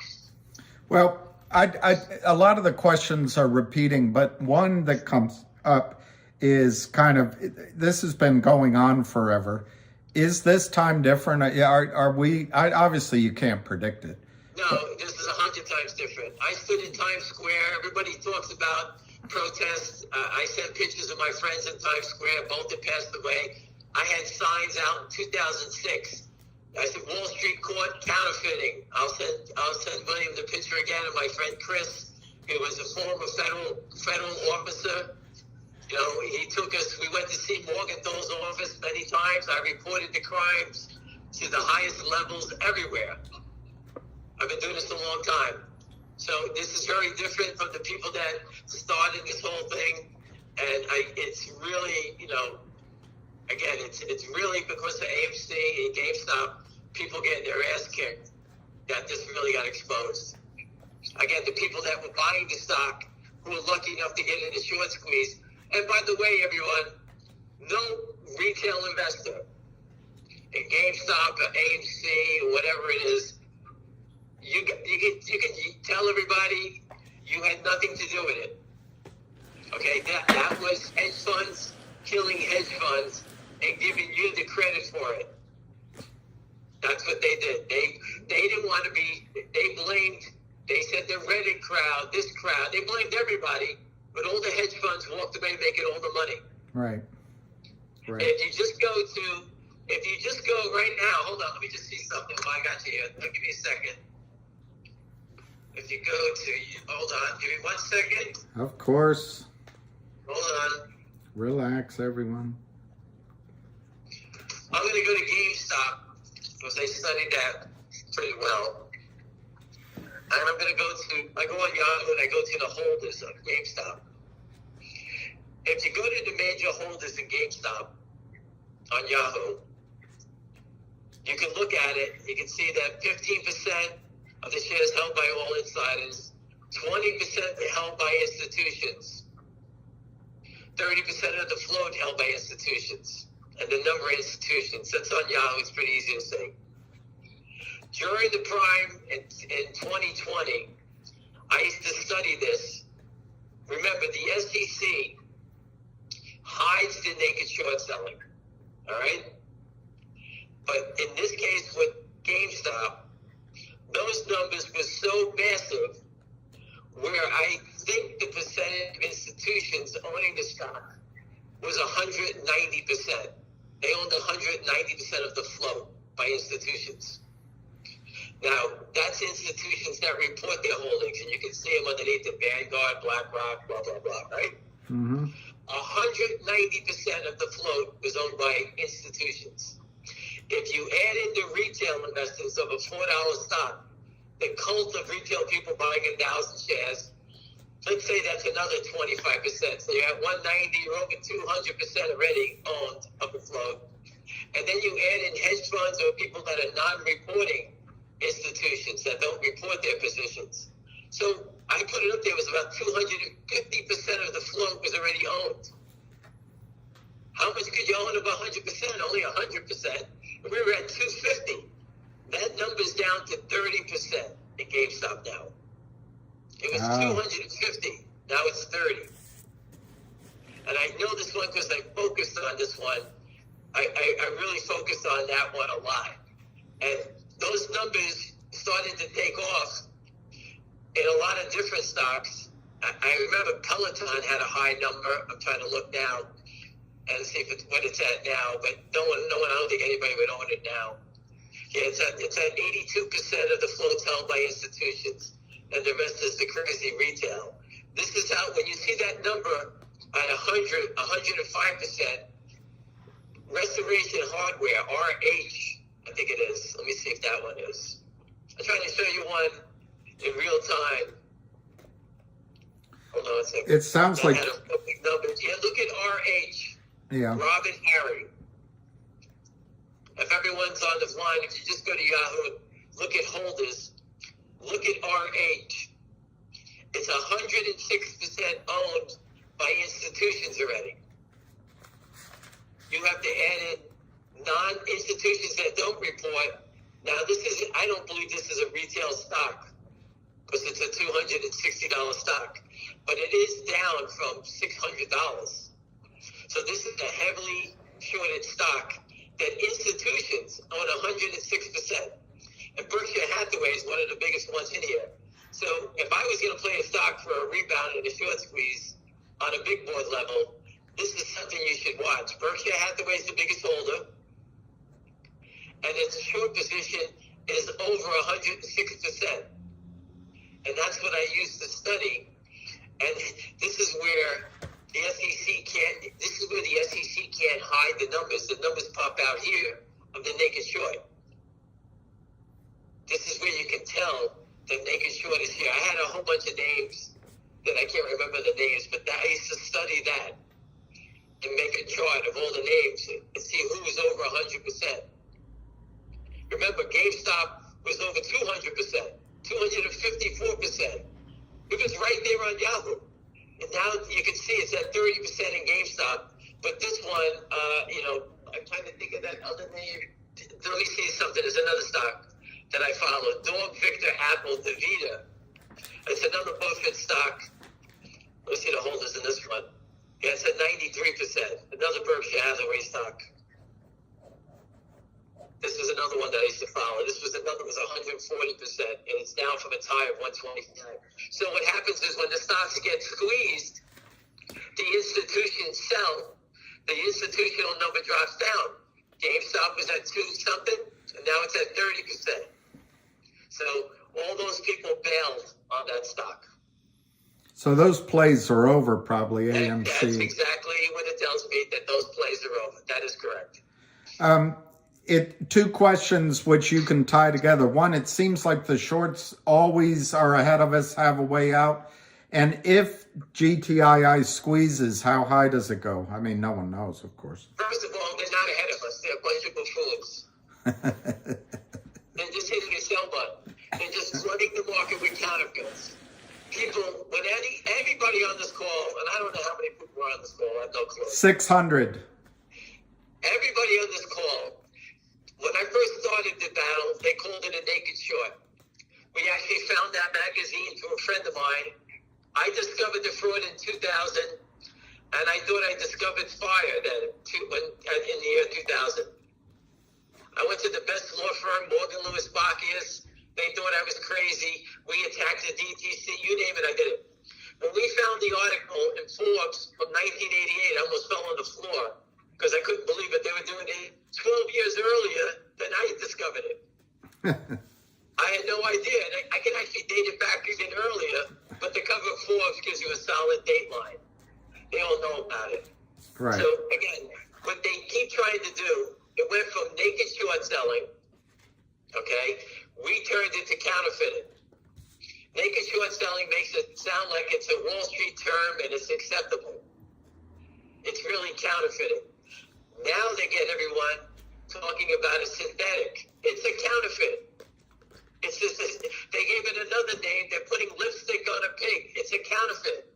Don't listen to their bullshit. Anyone says synthetic, it's the word counterfeiting. And I put up, if you counterfeit a $20 bill, you're going to jail. Go to the supermarket. They put a yellow marker through your $20 bill to make sure it's real. The U.S. equity markets has nothing to check if it's real or not. They have no idea. All it is word of mouth. Hey, do you own the stock? Yes. Okay, no problem. Sell it. There's no checkpoint. There's nothing. And there's a great story that I posted from Fortune. Actually, CNBC had it too. With Martin Scarelli, that guy who was the hedge fund. He squeezed the stock and basically he sold 32 million shares of his stock through, I think it was Oxygen, I forgot the name of it. He sold 32 million shares, the whole float through Merrill Lynch. And all he said to Merrill Lynch asked him, hey, did you borrow the shares? Yes. And he sold it. They looked the other way. And when he walked away from the trade, Merrill Lynch got stuck with the trade. And they were like, we can't believe he didn't borrow the shares. They knew he was doing it. You can't sell the whole float and not ask him a question. If everyone went on their E-Trade account and tried to go sell one share of a stock you don't own, they won't allow you to put the order in. They'll block you. They'll say you don't own the stock. If you want to sell it short, you have to borrow. E-Trade you have to set it up to sell it short. You got to borrow it. Go try to sell it straight long. You can't. These guys just sell stock straight long. They mark their tickets. They mark them a different way. Their brokerage just look the other way. Look at the guy from Morgan Stanley, from Share and Tell, from the GameStop story. What did you do with Morgan Stanley? I sold stocks every day, short, naked short for commission. We call it looking the other way securities. They don't look at anything. So what will change when GTII squeezes, if it does? GTII is changing the game, okay? We are forcing the issues. We're using every trap possible to expose the system. And we are exposing them because if GTI didn't have these guys upside down, the stock would be at a penny. But they can't get it there because they know we're trapping them. They're just trying to stay alive right now, trying to figure out the attacks down, the ruthless attack down, by no clue, dumping the stock, hurting his own friends, family, whatever he did. The shorts, the market makers piled on, and now they're starting to panic the other way. I think I said it the other day, I posted it before, I think I posted it on StockTwits or Twitter, and you're going to start seeing a slow move back up. Because the small shorts, the guys that are shorting 100, 1 million, 2 million, 3 million shares that are part of the hyenas, as you call them, they're going to start getting away from this thing because they want nothing to do with the upside potential. And that's what you're starting to see. The stock is starting to rise because these guys are starting to panic. Okay? And they know if they knew they could win, they would let the stock go up and hammer it, but they keep trying to hold it down. So these guys are in a panic state. You don't think it is, but it is. And in 1 second, and I'm sure many people on this call have seen HKD go from $20 to $2,500. That's what the game is about. And that's the fear on the other side.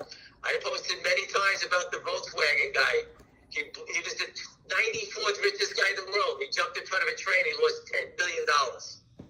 It happens in a second. My older brother was a market maker on the American Stock Exchange. He told me never short shit. Meaning guys used to sit there and short options, sell to open, let's say a stock is $80, they were selling the 85 calls at a teeny or an eighth, or eighth of a dollar, 12 cents. And they sell them on a Monday, and they knew they would expire on Friday, right? And they'd be selling 1,000, 2,000 of them. And they did that for years. And they always took that income in. Every 100 calls, they get $1,200. And these guys would sell 1,000 of them, collect $12,000 every week. They were doing that. Well, one day, a company got taken over. He told me the stock went from $80 to $130. They come in, grab the guy, take him out, and they take his house from him. You lose everything. Okay? All it takes is one time on the short side, and you lose everything. So these guys were trying to steal pennies, and they lost everything. Their careers, they lost their seats, everything. The Kramers, Lynn Partners, these guys are risking losing everything because they knew they were protected from the SEC. No companies ever fought back. Go back and read, that's BRAG. We know for a fact they went to see Lynn Partners while the truck was right outside their office. My friend spoke with management. They went up to see Lynn Partners because they heard negative things about them. That stock is $4. How come no one's naked shorting it? I call it out every day. Naked shorts, go kill it. It's $4. Naked shorts stay in their own sandbox. They don't go play in each other's. They don't go and play in each other's stocks. They only do it when they control the debenture. When there's no debenture, they're exposed. Okay? Lynn Partners and FNGR, the company has the money to pay back their debenture. They're trapped. CRTD, their debenture, their note was paid off. They have no access to stock anymore. That's why you see the attacks there. They're trapped. GTII, they paid off the Kramers. They're trapped. That's how you get these guys. COSM, they did the secondary. They reversed the stock, and then they did a secondary. They let the guys off the hook. So don't get me wrong, the short's still there, but the shorts have the power now. They're funded. They funded the company. Now you have to live with their business model, whatever the hell they do. It's your business. I have no idea what they do. Is there any end of the year incentive to cover in any of these stocks? Well, again, most guys, and the guy Jeremy posted up on Twitter, which is great to see that a CEO actually has gone to Twitter and basically tell everybody what his thoughts are. These guys get marked to the year end on their profits. So if I was short $2 million, and this is my gut feeling on GTI, there's a bunch of guys, a bunch of hyenas, as Bill calls them. When GTI was collapsing, when no Clue was selling his stock, him and his friends at the market, killing themselves, by the way, the stock at $4 or $5, the short sellers weren't knocking it down because there was very high probability the next leg was coming to the upside. All right? So they really weren't knocking it down. When no Clue turned around and sold it at the market, him and his friends, okay, that gave the shorts the power to try to jump in with them and ride the wave down, right? Mm-hmm. So the stock at $2 is the point where I think that real buyers started to step in, and these guys were shorting size. So they shorted it from 2 down to 1. Mm-hmm. That's where the real short came in. All the naked short hyenas, as we call them. Right. At 60 cents, you told me yourself, they were contacting you. It was going at 20 cents. They were doing everything in their power to try to break it. Yep. So now the hyenas stayed too long at the party. Now you got the big short who could never cover. But the hyenas, the 2 million, the 1 million, these characters, maybe it's 10, 12 million shares at these day trading firms, I now have to try to cover this thing. They gave it to try to break it. It didn't work. Now those guys are going to try to cover. So let's say it's 10 to 15 million shares. Right. 2 million with Bill, 2 million with Tony, $1 million with him, 500,000 a year. And all of a sudden, something that was 60 cents, where they should have covered, right? The stock looked awful down there. I'm not going to deny that. They make it look awful. Why did they make it look awful? Because they want you to sell. Right. All of a sudden, the stock started to gain momentum, and now they're sitting here. Look, it's $1.20 now. So if you're short $2 million at $2, all of a sudden you lost 70 cents and you haven't covered a share yet. Now you got to start to panic. You were up $1.5 million. Now you're looking at that potentially you could be down by year end. I mean, it's possible there could be some buying before the end of next week. Oh, there's no question. There's no question that I believe they're in. Listen, they cover by year end. They lock in their profit loss. They get paid. They're like us. You want to get paid. You want to square your books off. Every broker on the street wants to clean up their clients' accounts and start fresh. That's what these guys want to do. They want to do the same thing. They want to start fresh. So if I was the guy short $2 million in two, and I said, okay, it didn't really work. We got it down to 50 cents. It didn't really work. You know, I'm going to start buying it back. And then I call William up and I say, hey, William, I'm starting to cover. You go, why? You know, I'm going to square my books off. And you're short $1 million now. All of a sudden, my $2 million's to buy. William's $1 million to buy. And all of a sudden, we start turning. And don't get me wrong, there's somebody still shorting here, but they're getting run over now. Right. Because now, besides Loans buying it, there's a couple of shorts throwing in the towel. Again, the shorts, us buying it, the shorts throwing in the towel will lead to the bigger players, and it starts to become a tsunami the other way now. Right. So somebody asked on the U3, I don't know what it is, halt on MMTLP. Does that get lifted in 10 days from when they halted? Do they automatically start trading again in MMTLP? Listen, Tom Berger is a great guy. He just reach out to him on Twitter. He answers the questions. I mean, he's speaking with lawyers.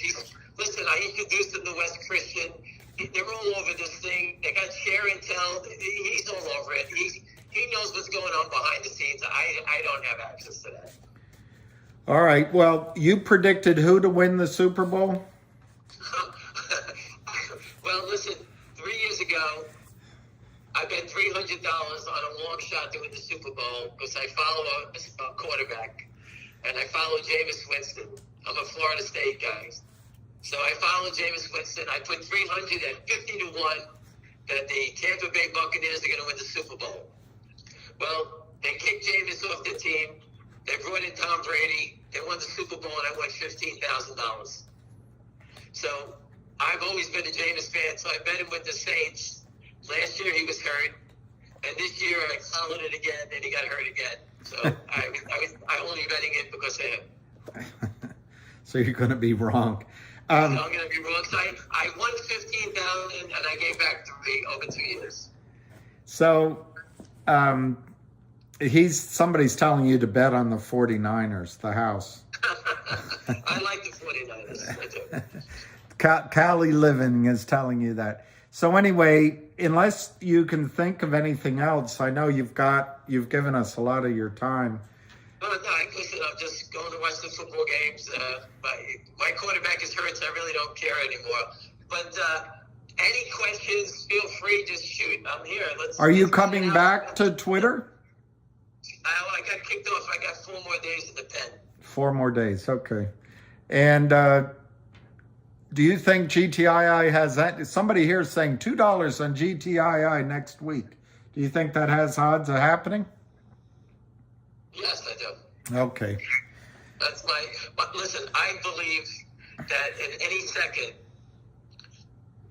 that I believe the regulators will roll over this subject. Okay. And the companies that are, and the companies, I'll put it in street language, the companies that are twisting and twisting the brokers' calls and exposing it are the first they're going to go. I really do believe that. And I believe Finger Motion is a company that has, great fundamentals. Watch the CEO speak.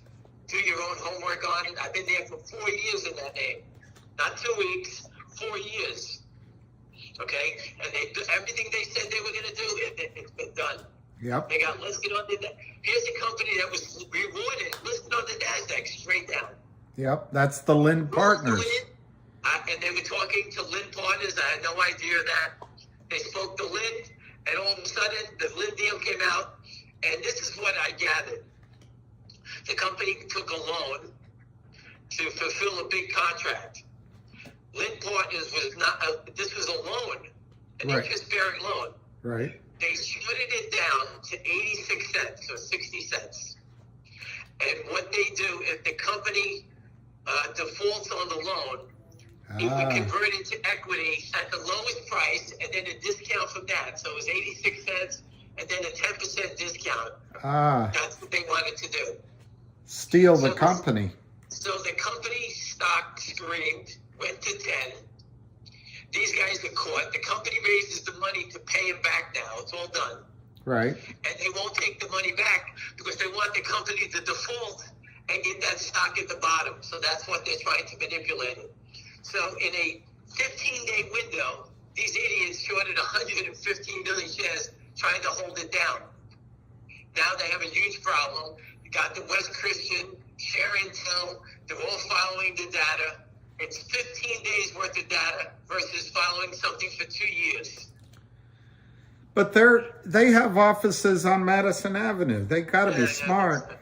They're all idiots. Trust me.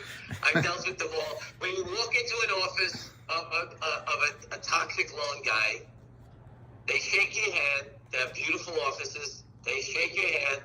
And the first thing they say to you, they don't even ask you what you do. The only question they ask you is, hey, let me see how many shares, what's the bottom in your stock? That's it. Unbelievable. That's all they ask. Unbelievable. What's the volume in your stock? There's not one other question. That's it. Unbelievable. If you trade 300,000 shares a day at $5 and you want $5 million, they'll wrap it up and give it to you in a wheelbarrow. That's how fast they'll give it to you. Unbelievable. You can say you're doing nothing. They'll give you the money. Unbelievable. All they want to do is short against it, and hopefully they can do 300,000 shares a day.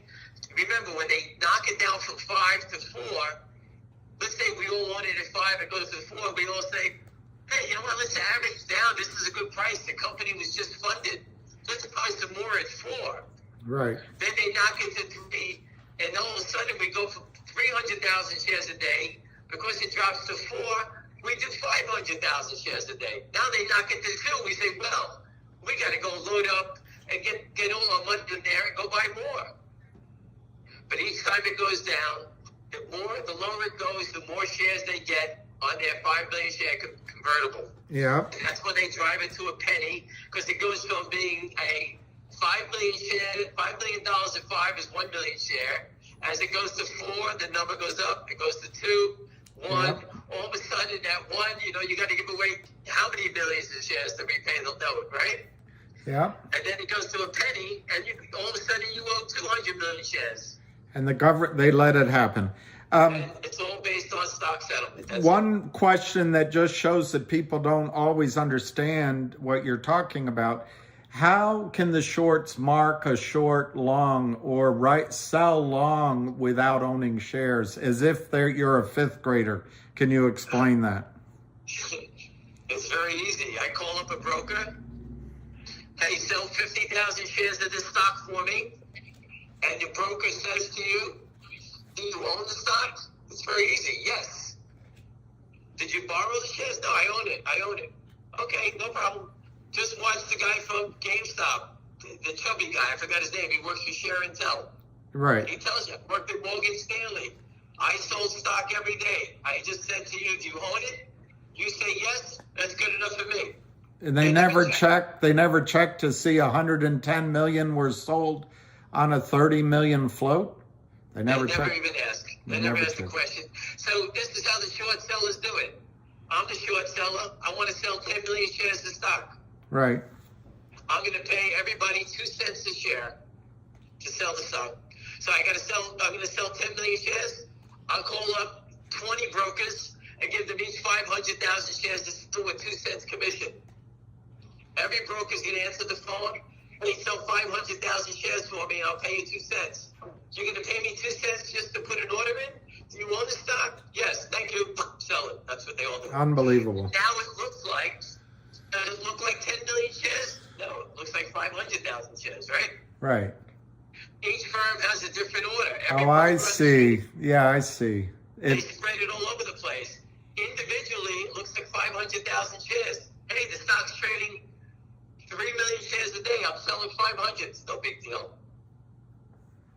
Put them all together, and it's 10 million. Break it apart, it's 500,000. A lot of people are asking what you think will happen to MMTLP in terms of price. I don't think you know, but I only followed it and knew anything because I know John from TRCH days back in the day. right, But I don't know how big the short is.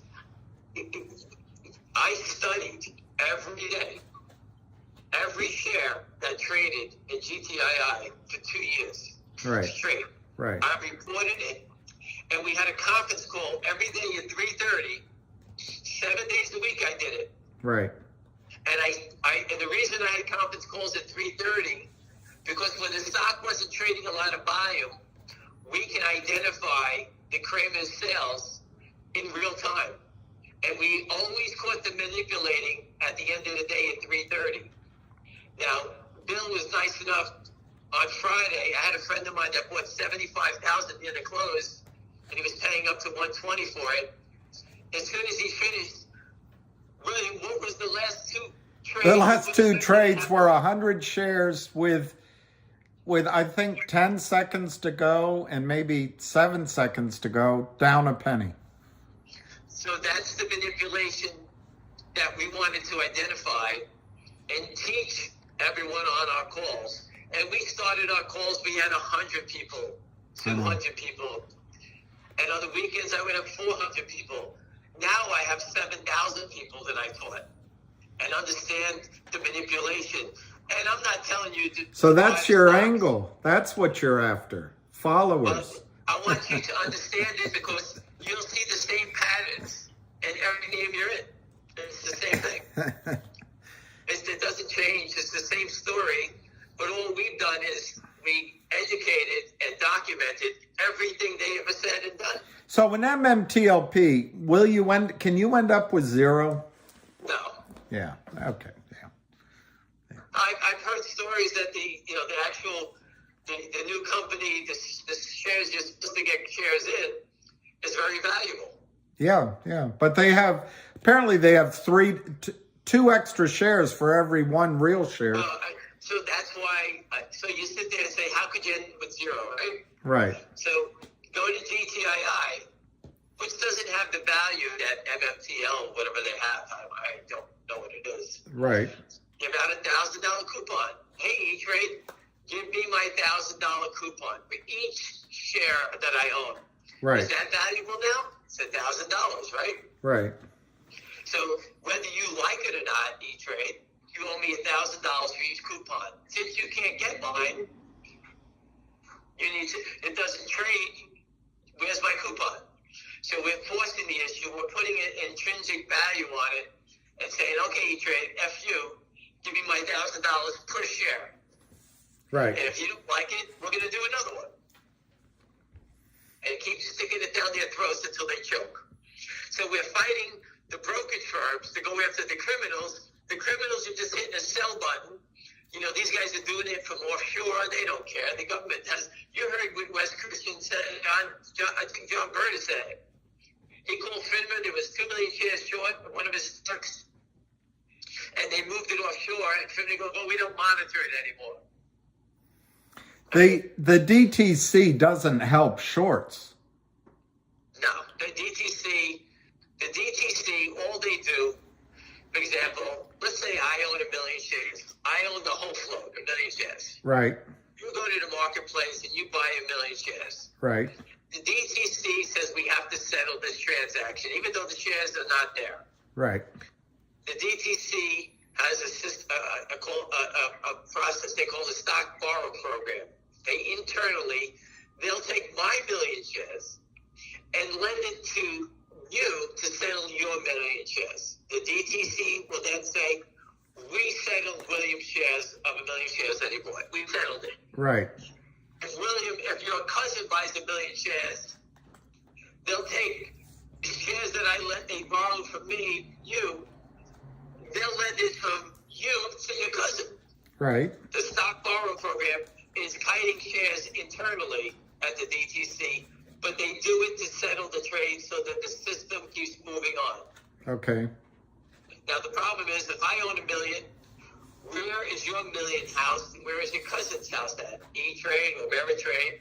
They're the ones that need to go get the physical delivery. They bought those shares from who? Who did they give your money to buy those shares? That's E-Trade's and Ameritrade's problem. The ETC doesn't get involved with that. So a couple of people have asked from your answer on Upstream, is that a non-event now? And I don't think that's what you meant. It's a great event if they're doing what we're doing. That's Right. my opinion. Right. If you're not doing what we're doing, then I just think you're wasting your time. Yeah. That's my opinion of it. Yeah. If you're going to Upstream, you better go there and be one crazy bastard and do whatever you got to do. Okay. That's my belief.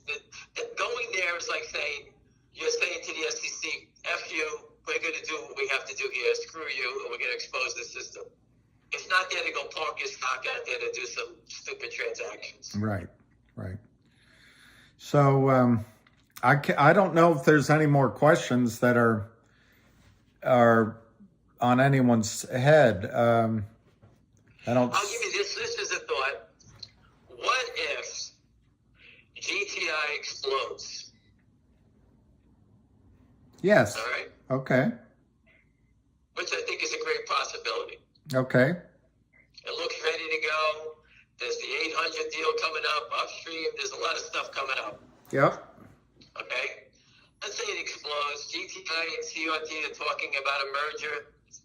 And, that takes a little time to do. All right? Yep. Let's say GTI explodes. Boom! It's $20. Okay. In my opinion, GTI then comes back and buys CRTD. Okay? Makes a bid for them. And now both companies are exploding because now they have to deliver their shares. The CRT short has to deliver their shares. The combined company comes, it's the opposite way now, right? Okay. And since Jeremy is the perfect CEO to actually carry this ship to the promised land down the road, now you reverse it. That's something that I've been thinking about. That's a good possibility. Yep. Right, so this way the GTI people and the CRT shareholders all get what they want. We get a new CEO who's the most educated guy on the street on the subject. And this way it'll be a nice combined entity and everyone gets rewarded. That's what I see happening. And you're getting a lot of questions. GTI explodes. What's the number? Define explode. Okay, I'm giving you, this is my number. I've been here for 2 years. I'm not doing it. The stock ran to 10. Am I still here? Yeah, so obviously I think the number's a lot higher. Okay. Okay, I don't waste 2 years of my life talking about this nonsense all day long that the SEC can't fix it. Sit here for a stock to go to 9. I can sit here and go trade 50 other names a day and make $1 in all these other names. You could have traded Tesla back and forth for the last 2 years, gapping up 20, 30 points at a clip. I missed all those things to focus on this. Does it help if CRTD merges with GTII and you only own GTII? It's going to help both shareholders. That's Yeah, what it's exactly. about. I think it helps both. The reason they're doing it is because it helps both. To force the issue in both. Get rid of the security fraud. Get rid of the short sellers. Get rid of the rodents in both stocks. You get a nice clean company after everyone gets rewarded, and you have a CEO that is state-of-the-art, that executes and can keep this thing going along. So can they do MMTLP by the end of the year? Yes, they could do it tomorrow, Monday. I don't know. Yeah, exactly. That's John Bird. You got to ask him. I don't know what's going know. on. Someone has to be speaking to a regulator. Yeah. Someone's speaking to FINRA. They just can't say we're not going to tell you. He told me someone filed. So someone just put up GTII has 2 employees. I don't think that's a relevant thing, but the company has 2 employees. I know companies with 300 employees. Their stocks are a penny. exactly. Go invest with them. Yeah, exactly. It doesn't make a difference. This is about stock settlement, okay? Anybody who thinks that the company's been trying to do a merger, they're merging, it's on the tape with 1-800 lawyers. company's got like 90 million in revenue, accrued assets or revenue that's coming in. That's what's being audited. I think it had $40 million in the books. If you look at it, for the gentleman who says there's 2 employees, all right, what does a SPAC have? Consider this a SPAC. They're looking for a business to acquire, right? GTI's got a couple $1 million in the bank, and they're looking to acquire a company. It's a SPAC, okay? For the gentleman who's asking about the 2 employees, obviously, when you start talking about that, you're looking for the negatives. We're looking about stock settlement. Settle the trades, and then let the company, after they settle the trades, if we're right, and the stock goes to $200-300, and the company raises $1 billion in cash, they'll buy Tesla stock, and they can get it down to 1 employee then. Become Warren Buffett. You buy all the stock in Tesla or IBM, whatever the hell you want to buy, and you become Warren Buffett then. You need 1 employee. There's a question which you may not be able to answer, but there's an attorney down in Florida, Rosa, that's filed for MMTLP, and apparently, I didn't think you did. Okay. No, I did hear about it from John. I did. Yeah, from John. Anyway, they're saying it's an airtight case. Does that have any? To me, I believe what I said to you. I think they're going to settle it. I told you an SEC attorney told me they have no choice. This is exposed to the system. They have no choice. They're not going to investigate the longs. The longs have done nothing wrong. It's the shorts. Right. The shorts have been told by FINRA that the stock is going to disappear, yet they continue to sell. There's too many. They stay too long in the game, and that's what they're doing in GTI. They want to stay too long in the game. Now the stock is reversing. Right. I agree. Someone's asking you about APE. I don't think you have any opinion, but No, I don't. a lot of I don't know. I feel like we've covered everything. Everyone out there. The ape stuff. The companies raised tons of money. The companies announced now they want to do reverse. Right. Does it sound like any other stock we're following that does that? Yeah, I mean, does it sound like that? It just sounds like it's the CEO raised tons of money. The CEO made tons of stock sales, and now he's going to reverse the stock. The next thing you're going to see in AMC, in my opinion, is the CEO is going to retire, goes into the sunset, and he's going to say he did all he can. That's what I think you're going to see in that case. Mm-hmm. That's my opinion of that. If he had the balls, he would have fought a long time ago. AMC and GME, I believe, were told by the regulators to shut their mouths. Right. That's what I believe. Because they could have broke this system. There was so many shorts in those names. I just showed you GameStop went from a 260% ownership by institutions. It's down to 30. That tells you the institutions all sold their stock and took advantage of the rise. Right. Right. That shows you right on Yahoo. I posted it. I think it was 177% the institutions owned when I posted it, and I added the retail and non-reporting institutions, and they got me to 250%. It's now 30%. So basically, everyone left. Yep. And that's how you can tell. It's very easy. Yep. Well, unless there's a big question that what happens if GTII, I covered Finger. I showed you the short sellers in each of the names. Lynn Partners, Wolf is a very interesting stock. Again, I didn't buy it. I don't have the money. My kids bought it. I don't have any money left. I'm fully invested. I'm not Rockefeller. Everybody here, I'm not wealthy, but that doesn't mean I can't. You're not Hemingway either. I'm not Hemingway either. I pound the keys, just like you said. But I've spoken. Gretchen Morgensen, when I met her, I spoke to her many times. She wanted the Kramers to go to jail. She wrote a story about them, how they're thugs and they chase people around and they threaten people for pennies. Just think of this. GTI has trapped somebody for $100,000 loan. That's what penny stock players these guys are. They lent the company $100,000, shorted the shit out of it on a $100,000 loan. The company paid him back in February of 2021. So desperate, they called the company and left a voicemail, Charlie Mayo. It's all over the place. If that was GameStop or AMC, that the short seller called up the company and left a voicemail, it would be on the cover of the newspaper. Short seller calls company, leaves voicemail trying to cover. How much more evidence do you want? That guy Charlie Mayo works with two Jewish guys, and he's Spanish. When the shit hits the fan, how fast are they going to kick that guy to the curb? Go look at the guy's girlfriend in the FTX. She's already turned on him, facing 100 years in jail. Yeah, she's ratting him out already. How long before, when the feds knocked on the Kramer's door, that they told Charlie Mayo to the bus for making that phone call? Yeah. If he doesn't turn on him, he's the one that's going to go to jail for 100 years. Exactly. So, I mean, there's so much evidence of where it came from. All they have to do is follow the sell tickets. And I'll leave you with this, guys.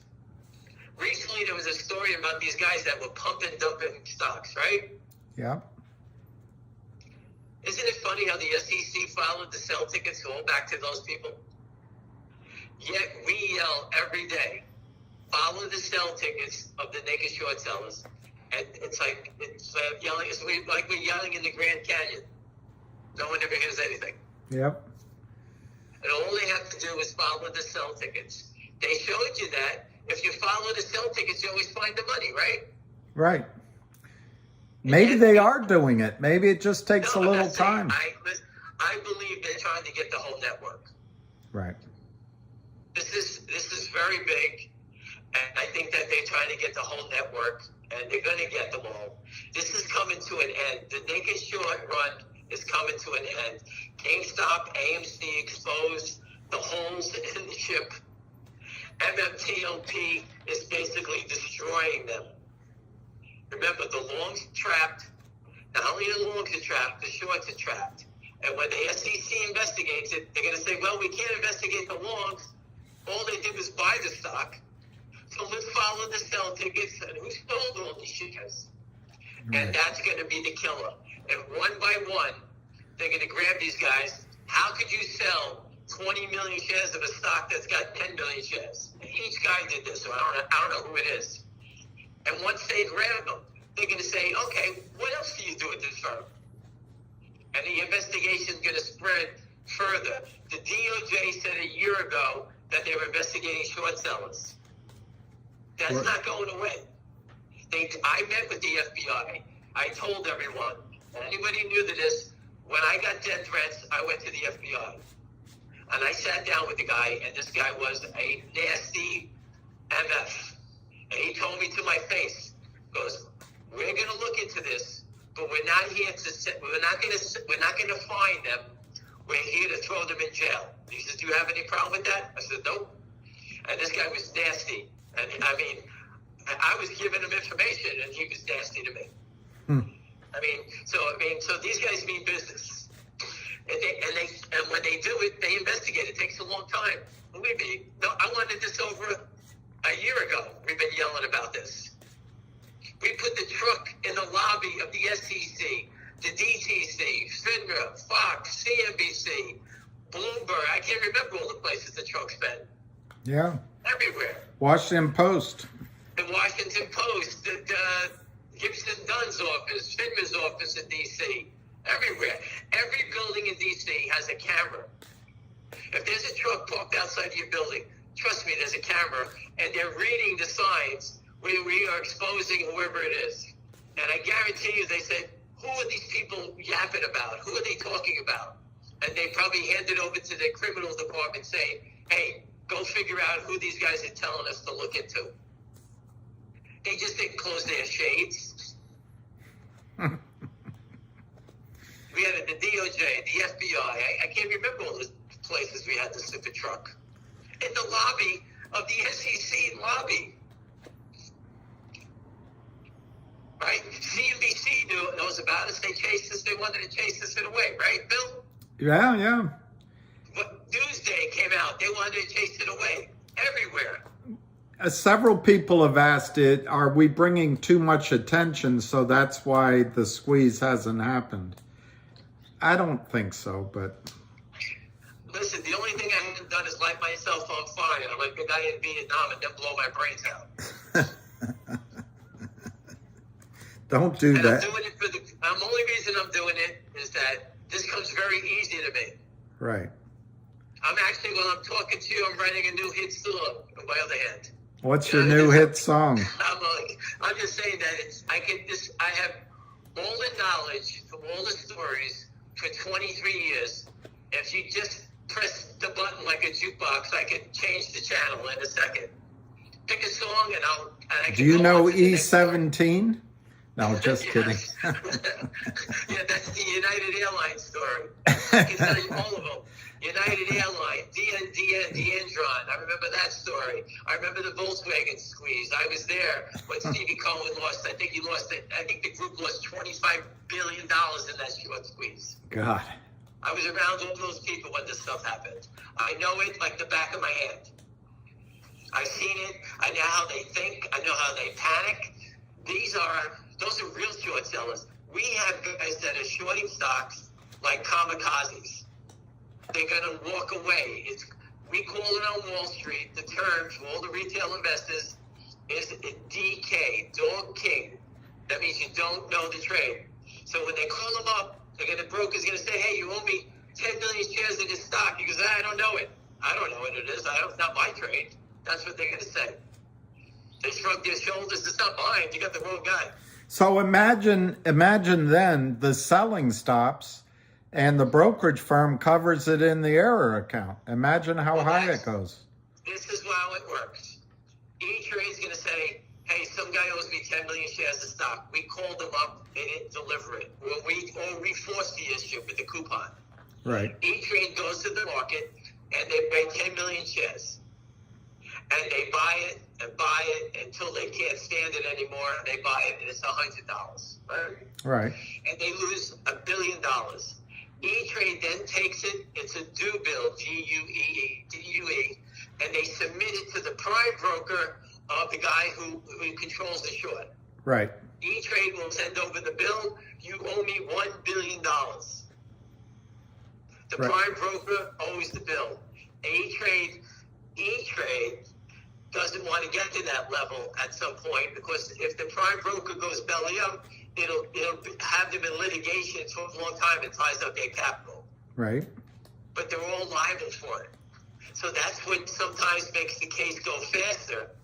Once you force E-Trade or Ameritrade or whoever it may be, they may E-Trade may front run Ameritrade saying, I know they got the problem too, screw it, buy it now.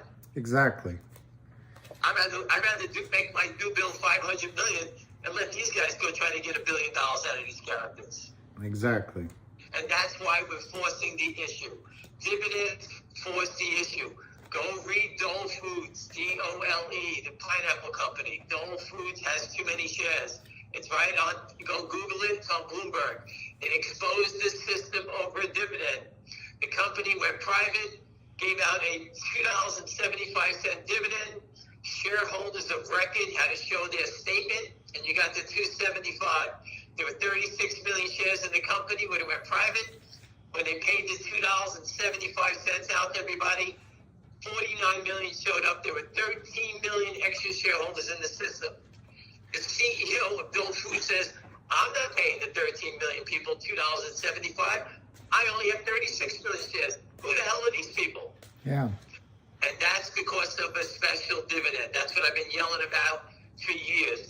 Public companies are afraid of their shadows. GameStop, AMC, Bed Bath & Beyond, Kodak showed the world that you could fight back because this problem existed.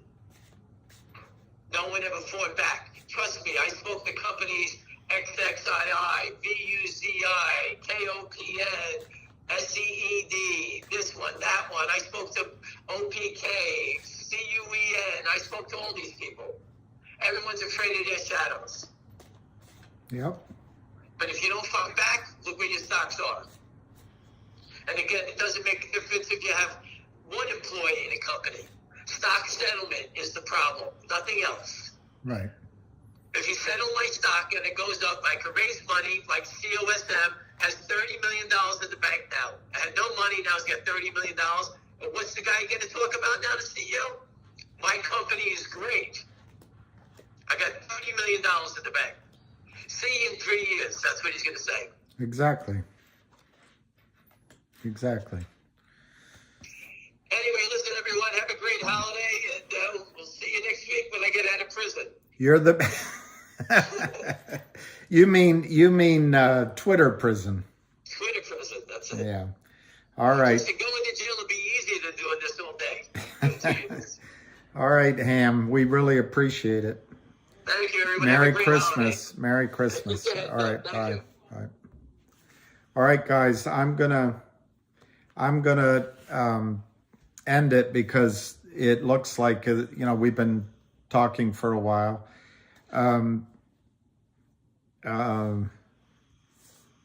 I just looked on my message. Somebody asked me about Logic LGIQ, which I believe is a great end of the year buy for 8, 10, 12x in the first quarter. I forgot to ask him. I'll try to do a video. I don't know if I'll get it done today or Christmas, but I'll try to do one on LGIQ. I want to do one on GTII, short, to the point. I believe next week in GTII, you could get a squeeze next week in GTII. And I'd like to do a short video with 3, 4, 5 points so that if a bunch of people that've never heard the story before want to trade it for a squeeze next week, I'd like to get that out. In the case of LGIQ, which we didn't talk about, I think there's going to be an ex-dividend date or a record date for the split. You buy one stock and it becomes 2 different stocks.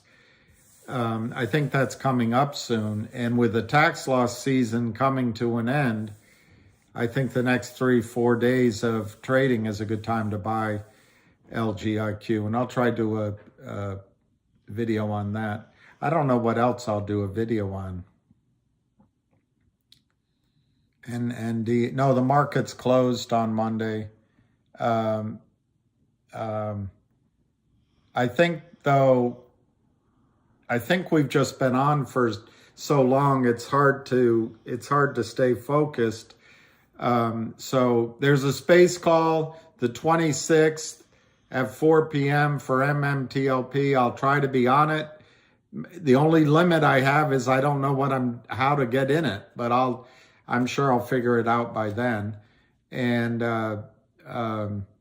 what I heard from Ham on MMTLP is things are going to be good for everyone.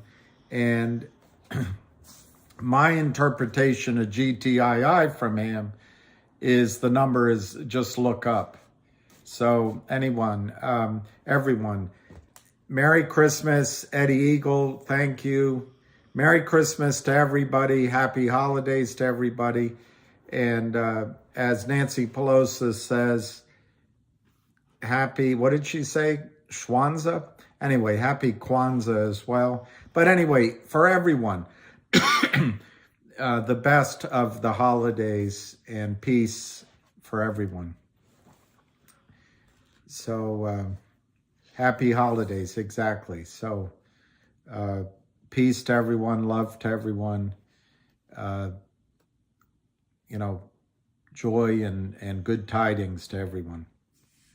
And Juan will keep Juan's daughter in your prayers and keep Aunt Maz's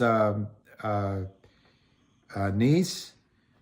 And believe it or not, you should, if you think about it over this holiday season, say a prayer for Ham's son, who is in a long recovery and doing very well, but prayers always help. Miracles always help. So anyway, thank you, Abdu. I appreciate that. God bless, Allah blesses all of you.